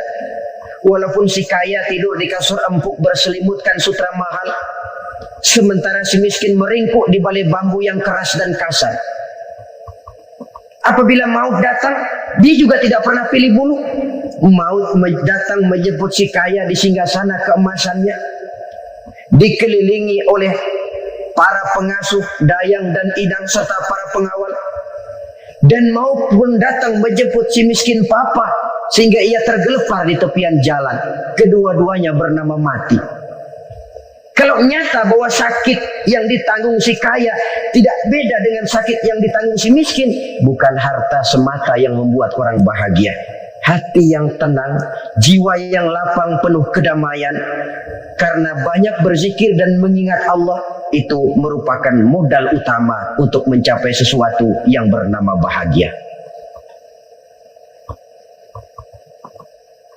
Saudara hadirin yang saya hormati, inilah yang pertama dari 4 ciri yang digambarkan oleh Nabi tentang tanda-tanda orang bahagia.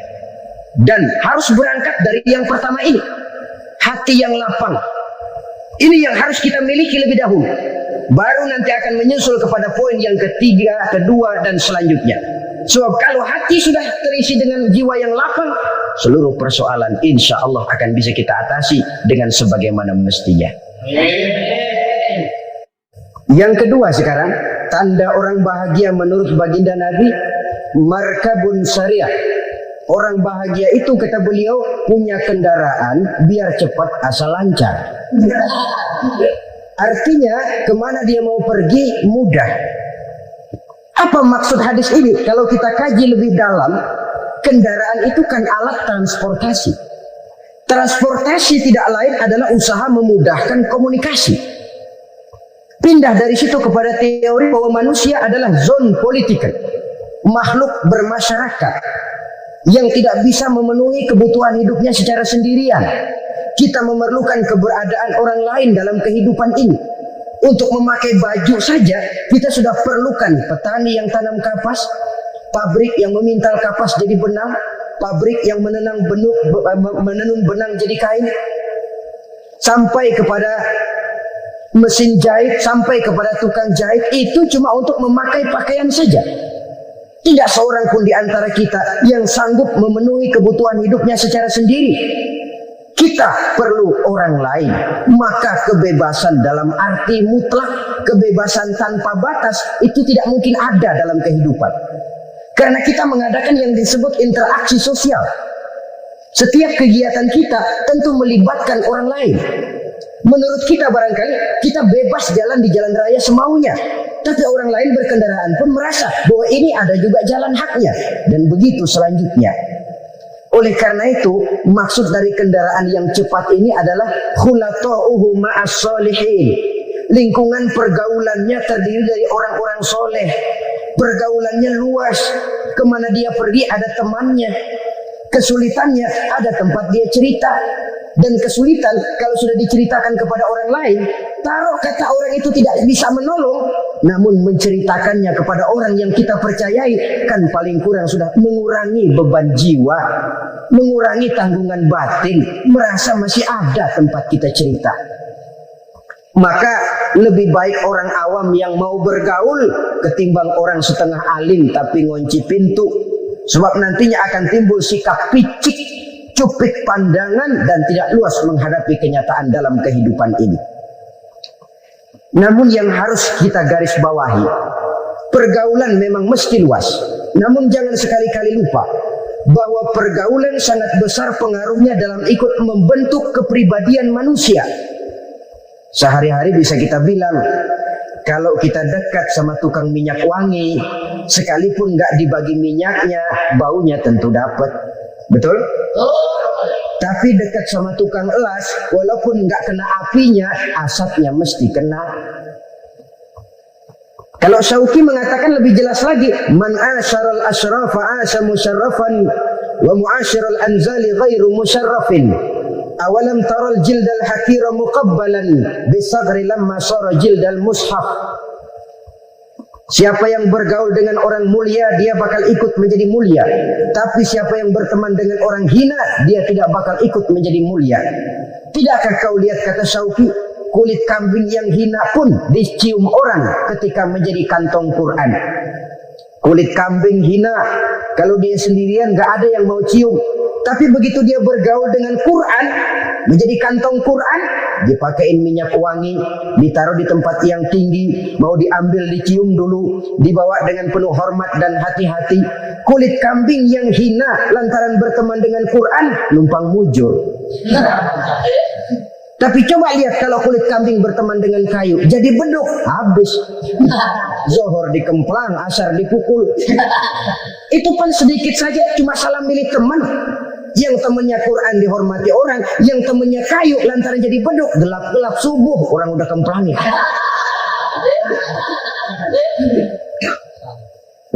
Maka terutama kepada adik-adik remaja yang masih mencari identitas diri, yang ibarat kaset masih kaset kosong, mudah diisi oleh apapun, pandai-pandailah memilih teman dalam bergaul. Karena banyak orang yang tadinya baik-baik, ketika terseret dalam pergaulan dengan orang yang tidak baik, kebaikannya menjadi lentur dan luntur.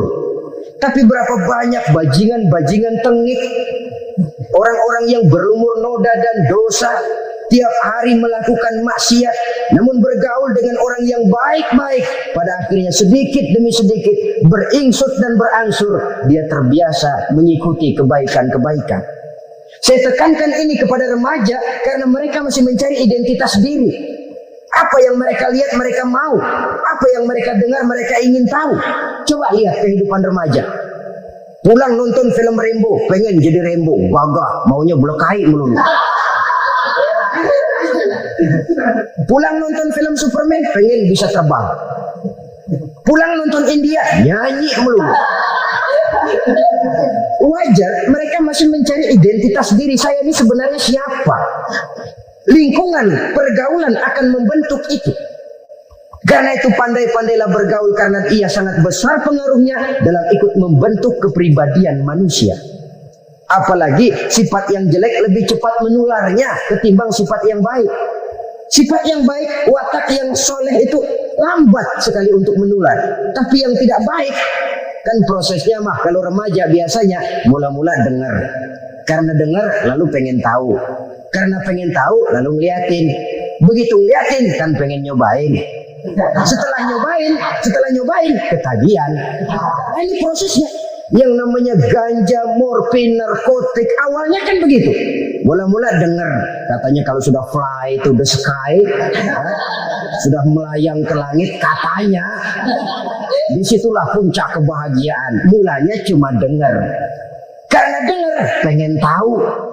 Karena pengen tahu lalu melihat, kumpul sama orang yang suka ngeganja. Setelah melihat, nah pengen ngerasain. Begitu ngerasain, enak juga, ketagihan. Kalau sudah ketagihan jadi penyakit kronis, bisa merembet kepada yang lain. Iya, kalau orang tuanya mampu untuk beli morfin, beli ganja. Kalau tidak kan pikirannya ngayap, jemuran siapa ya gue sahabat. Timbullah perbuatan-perbuatan negatif yang bermula dari salah pergaulan. Apalagi buat adik-adik remaja yang tinggal di kota-kota besar, yang pengaruh budaya, pengaruh kesenian, pengaruh struktur kehidupan yang nampak makin individualistis, di mana persaingan tajam, tensi ekonomi tinggi, orang mudah mengalami stres. Pandai-pandailah dalam bergaul, sekali lagi, karena ia sangat besar pengaruhnya dalam ikut membentuk kepribadian manusia. Orang bahagia punya kendaraan yang cepat, artinya punya pergaulan yang luas, dan lingkungan pergaulannya terdiri dari orang-orang yang soleh. Kemana dia pergi ada teman, kesulitannya ada tempat dia cerita. Tapi kalau sudah menyendiri, hidup sendiri, kesulitan dipikiri sendiri, bisa mati belum waktunya. Tidak ada tempat berbagi rasa, tidak ada tempat bercerita, tidak ada tempat mengurangi beban dalam kehidupan. Pantas betul kalau Islam sangat menggalakkan dan menganjurkan orang kalau sudah sampai waktunya itu untuk melangsungkan nikah. Kata Nabi, ya ma'syarus syabab man istata'a minkumul ba'at falyatazawwaj. Hai para pemuda, kalau sudah mampu memberi nafkah, kawinlah, nikahlah kamu. Kenapa? Sudah ada teman hidup, tempat berbagi rasa. Kesulitan kalau ada tempat cerita akan lebih ringan ketimbang kita telan sendiri, walaupun bobot kesulitannya sama beratnya. Saudara-saudara kaum muslimin rahimakumullah, inilah ciri yang kedua, punya kendaraan biar cepat asal lancar. Kemana kita mau pergi gampang. Dengan kata lain, setelah hati yang luas, pergaulan yang luas. Dua. Yang ketiga sekarang, tanda orang bahagia itu menurut Nabi, misbahun mudhi'un, punya lampu yang terang. Oh, itu enggak problem. Sekarang sudah zamannya listrik masuk desa, Pak. Lampu sudah terang semua. Betul, kalau itu yang dimaksud. Tapi tidak cuma itu. Karena lampu yang dimaksud di sini, lampu yang akan menerangi seluruh perjalanan hidup. Dan perjalanan hidup itu sudah dimulai sejak kita terlahir ke alam ini, sampai masuk ke alam barzah, kumpul di padang mahsyar, sampai ke akhirat. Lampu yang menerangi itu yang diperlukan. Kalau lampu, katakanlah yang paling top sekarang kan lampu jenis Mercury. Taruhlah itu di rumah kita, dia cuma menerangi rumah kita. Menerangi hati pun tidak sanggup. Bila kita masuk ke alam barzah, alam kubur, sanggupkah si Merkuri yang begitu terang menerangi alam barzah kita? Tidak sanggup lagi. Sanggupkah lampu yang ratusan watt, bahkan puluhan ribu watt menerangi kehidupan di padang mahsyar? Tidak akan sanggup lagi. Kalau demikian, yang dimaksud lampu yang terang di sini apa? Tidak lain amal soleh, kebajikan yang kita lakukan dalam hidup. Itu yang akan jadi lampu penerang. Di dunia nama kita akan terang, jasad kita boleh hancur terkubur tanah, tapi nama kita akan dikenang orang. Begitulah kalau orang meninggalkan kebajikan dalam hidup seperti sekarang. Ribuan orang tiap saat berziarah ke kubur Imam Syafi'i, ke kubur Imam Malik, ke kubur Imam Ghazali, ke kubur orang yang baik-baik, orang yang soleh-soleh. Kebajikannya yang ditinggalkan, yang mengukir namanya dengan tinta emas. Sehingga saudara sudah terbaring di alam kubur, orang lewat, Allah ini kuburannya Fulan bin Fulan, dulu ini kebaikannya Masya Allah, saya ikut merasakan. Mari kita mampir sebentar, kita Fatihah. Mohon disampaikan Allah pahalanya kepada almarhum. Al-Fatihah. Itu kalau orang baik-baik. Lalu saudara tanya, Pak, orang mati dikirimin Fatihah apa nyampe pahalanya? Saya jawab, kalau saudara nggak percaya, mati dulu dah. Nanti saya Fatihain, tungguin di sana. Umpama nggak sampai, balik lagi kemari. Sekarang ini kan maunya otak-otakan saja. Kalau nggak masuk otak, nggak percaya. Padahal alam gaib itu nggak bisa diotak-otakin. Sama saja dengan saudara pernah dengar cerita kapal tanpa emas tenggelam kan? Pernah nggak? Di mana? Nah, di laut Masalembo. Begitu ketampung emas tenggelam, ratusan penumpang itu terjun ke laut, dipermainkan gelombang, berjuang menghadapi maut itu. Orang lagi timbul tenggelam di lautan, dihantam ombak, kita tengokin pakai helikopter. Pak, lagi timbul tenggelam ya? Iya, tolongin. Jangan khawatir Pak nih, saya kirim intan Pak, harganya 10 juta. Kira-kira orang yang timbul tenggelam di laut seneng nggak? Kan mahal toh intan 10 juta. Kenapa dia nggak senang? Karena intan 10 juta dalam kondisi seperti itu tidak sanggup menyelamatkan dia. Dia akan girang kalau dikirimin ban mobil bekas, dikirimin papan terentang atau bambu. Intan yang 10 juta dia nggak girang, ban mobil bekas yang 1000 perak tuh pegang, itu yang dia girang betul. Inilah sebabnya Nabi berkata, mal mayyitu fi qabrihi illa kal ghariqil mutaghawwis. Orang yang meninggal di alam kuburnya seperti orang timbul tenggelam di lautan. Yantaziru da'watan min ahli, menunggu doa dari keluarganya yang masih hidup. Duh, bapak saya sudah meninggal, saya sayang benar sama dia. Kirimin kulkas ke kuburannya. Itu sama saja dengan tadi orang tenggelam di lautan dikirimi intan yang harganya 10 juta, tidak sampai. Begitulah kalau kebajikan yang kita tinggalkan dalam hidup, sudah mati pun kubur kita masih diziarahi orang. Tapi kalau jahat yang kita tinggalkan, boro-boro lah orang mau doa lewat dekat kuburan kita juga seram. Tuh bajingan no, dulu mati dipendam di situ tuh. Jangan lewat situ, ntar kesurupan, jangan. Lewat saja orang ngeri. Konon lagi membacakan Fatihah dan mengirimkan doa. Hidup pada hakikatnya adalah kesempatan untuk berbuat baik. Maka sekali kesempatan itu diberikan, manfaatkan dengan sebaiknya. Sebab kesempatan kedua tidak akan pernah ada. Kesempatan berbuat baik di sini, di akhirat sudah pembalasan namanya. Sekali kesempatan itu dicabut, dia tidak akan pernah dikembalikan lagi. Kata Iqbal, hidup tidak mundur ke belakang, Bung. Berhenti diinjak orang, mundur hancur. Tidak ada kata mundur dalam hidup ini. Berhenti diinjak orang, mundur kecebur. Tidak ada kata lain, harus maju dalam kehidupan dalam artian yang positif. Hidup adalah kesempatan untuk mengumpulkan kebajikan yang sebanyak-banyaknya. Di situ nilai daripada manusia. Sekarang ini memang nggak kelihatan kok, orang yang banyak pahala sama yang banyak dosa nggak kelihatan kok. Barangkali kalau habis bikin dosa palanya pada benjol, mungkin orang takut sama dosa. Tapi sekarang sama saja, orang yang banyak dosa dengan yang nggak banyak dosa jalan bareng dari belakang, sama, nggak kelihatan beda. Tapi ada waktunya di mana pahala memegang peranan, di mana dosa diperlihatkan. Sama saja kalau kita bawa mobil siang, lampu kan nggak begitu berfungsi. Apa lalu bilang, alah ini lampu berat-beratin, copot-copotin aja dah. Tidak perlu begitu. Kenapa? Pada satu saat malam senja akan datang. Bila matahari terbenam, senja pun datang, gelap mulai merayap, disitulah baru terasa perlunya lampu. Pahala begitu. Sekarang orang yang nggak ada pahalanya nggak kelihatan dalam kehidupan. Tapi pada satu saat senja kehidupan akan datang. Ajal merenggut nyawa, malam merayap, dan hidup mulai diliputi kegelapan di alam barzakh. Dikala itu kalau nggak punya lampu, alangkah malangnya kita. Sebab amal yang baik, kata Nabi, di alam barzakh itu akan diciptakan menjadi perempuan yang cantik menemani kita. Amal yang jahat akan menjadi orang yang paling jelek nemenin kita. Udah di tempat gelap yang nemenin jelek. Kaum muslimin rahimakumullah. Kalau demikian masalahnya, tergantunglah kita pandai memanfaatkan waktu. Al-waktu kasyai, waktu itu cepat sekali. Yang namanya waktu itu tahu-tahu. Udah tahun 87 itu. Tahu-tahu. Udah begitu. Tahu-tahu. Yang kemarin anak-anak, sekarang udah pada punya anak. Tahu-tahu saja itu. Begitu cepat waktu berlalu. Kalau tidaklah pandai kita memanfaatkannya, akan rugi kita. Nabi bersabda, "Man kana yaumuhu khairun min amsihi fahuwa rabih."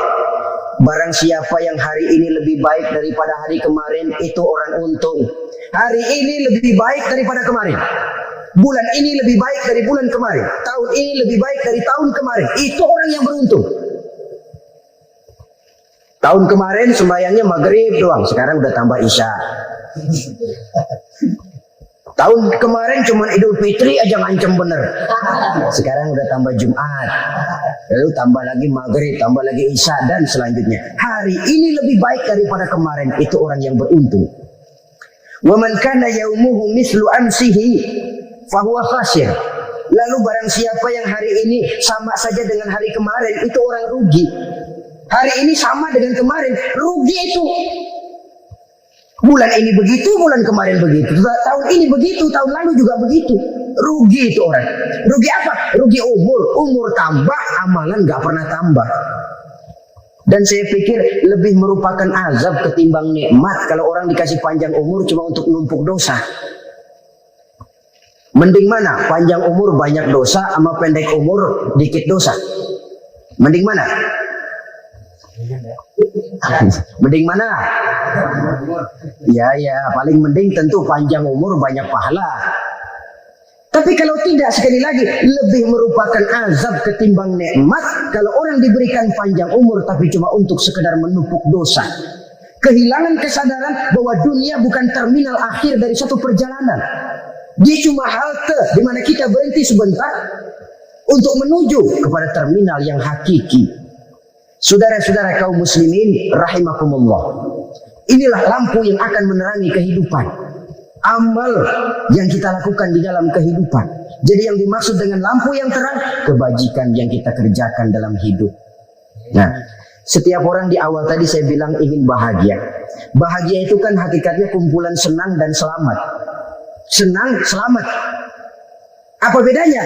Senang tapi tidak selamat, nggak bahagia. Selamat tapi nggak senang, nggak bahagia orang. Contoh, kalau orang korupsi, duitnya banyak, senang dia, tapi keselamatannya. Ada tentara baris di samping rumahnya udah bingung, padahal tentara latihan. Tentara cuma latihan, dia bingung. Senang, tapi karena keselamatannya tidak terjamin, dia tidak bahagia. Sebaliknya pegawai negeri jujur benar cuma segaji-gajinya, selamat nggak korupsi tapi melarat, ya nggak bahagia juga, kurang senang. Kesenangan dan keselamatan untuk dunia saja, ya sekali lagi, kalau cuma sekedar untuk dunia saja bisa dibeli pakai uang, bisa dibeli pakai uang. Saudara ingin selamat bisa dibeli pakai uang, saudara ingin senang bisa dibeli dengan uang. Tapi setelah mati masuk ke alam barzakh, habis kekuasaan uang. Nggak bisa lagi beli keselamatan pakai uang. Tidak mungkin lagi membeli kesenangan dengan uang. Di situ pahala yang megang peranan. Makin banyak pahala, makin banyak saham untuk membeli kesenangan dan keselamatan, untuk memperoleh yang namanya bahagia. Dan jangan lupa loh, di alam barzah kita nggak sebentar, menunggu datangnya kiamat. Loh iya, kalau kita begitu dikuburin terus kiamat datang, untung. Tapi kalau masih harus 1000, 2000, puluhan ribu tahun yang akan datang, dalam satu penantian yang begitu lama, tanpa saham untuk memperoleh kebahagiaan, satu kemalangan yang tidak ada pernah putus-putusnya. Janganlah tergelincir oleh kebahagiaan sebentar yang menipu dengan mengorbankan kebahagiaan hakiki yang berjangka panjang. Apa artinya senyum sejenak kalau harus ditebus dengan tangis seumur hidup?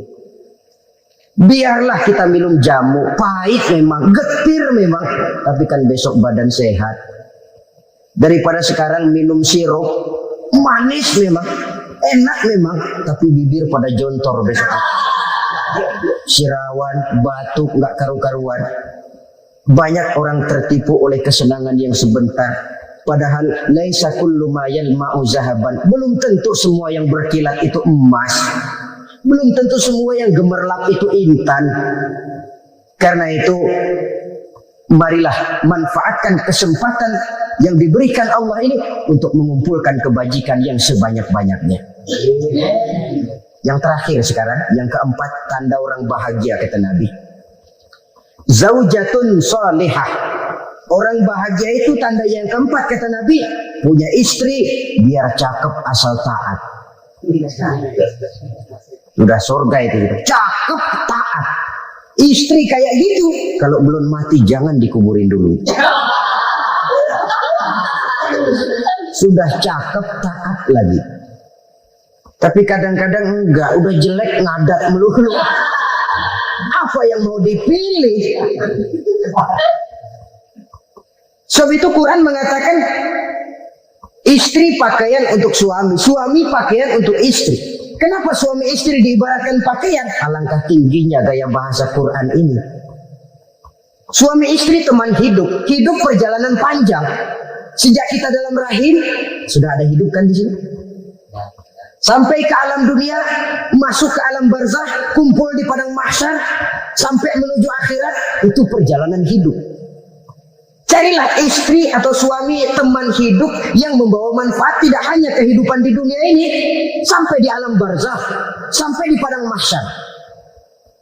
Suaminya mungkin meninggal lebih dulu, atau istrinya mungkin meninggal lebih dulu. Tapi suami atau istri yang masih hidup berbuat kebajikan. Suami saya meninggal, ada hartanya, saya sedekahkan, niat pahala untuk almarhum suami saya. Ini teman hidup. Tidak dibatasi dan tidak bisa dipisahkan oleh maut sekalipun. Zohirnya mungkin pisah, badannya mungkin pisah, tapi hatinya, jiwanya, kebersamaannya dalam menghadapi kehidupan. Karena itu, saudara-saudara, bahasa Quran indah. Suami istri diibaratkan seperti pakaian. Apa fungsi pakaian? Pertama, pakaian jadi kebanggaan. Artinya, suami harus menjadi kebanggaan istri, istri harus jadi kebanggaan suami. Yang kedua, pakaian itu kan fungsinya menutup aurat. Artinya, sesama suami istri harus saling menjaga kekurangan masing-masing. Jangan malah sesama suami istri saling membongkar rahasia dan aibnya sendiri-sendiri. Istrinya diceritain jeleknya di mana-mana, atau suaminya dibongkar rahasianya di pasar umum.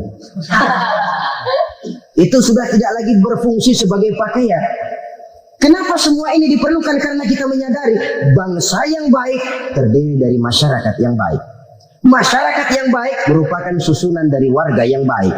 Warga yang baik adalah terdiri dari rumah tangga yang baik. Dan rumah tangga yang baik merupakan susunan dari pribadi yang baik. Dari situ langkah dimulai. Membangun satu bangsa yang baik diawali dengan membangun rumah tangga yang baik, dengan menciptakan pribadi yang baik. Sehingga dari sini diharapkan berkembanglah nilai-nilai kebaikan. Orang akan bahagia mempunyai istri yang soleh. Kenapa? Tidak ada seorang suami bisa sukses jadi apapun dia, apapun profesinya, dokterkah, kiaikah, mubaligkah, petanikah, pengusahakah, pejabat tinggikah, tidak ada seorang suami yang bisa sukses tanpa peran serta istrinya. Walaupun memang peranan itu tidak begitu kelihatan, tapi sangat menentukan. Karena itu, saudara hadirin yang saya hormati, Islam sangat menghargai kaum wanita, memberikan kedudukan yang tinggi sepanjang tidak mematikan kodrat kewanitaannya. Nah, kalau sudah kesuksesan ini diawali dari rumah tangga, karier di masyarakat mudah untuk dikejar. Tapi keberantakan di rumah tangga merupakan kegagalan pertama di tempat lain.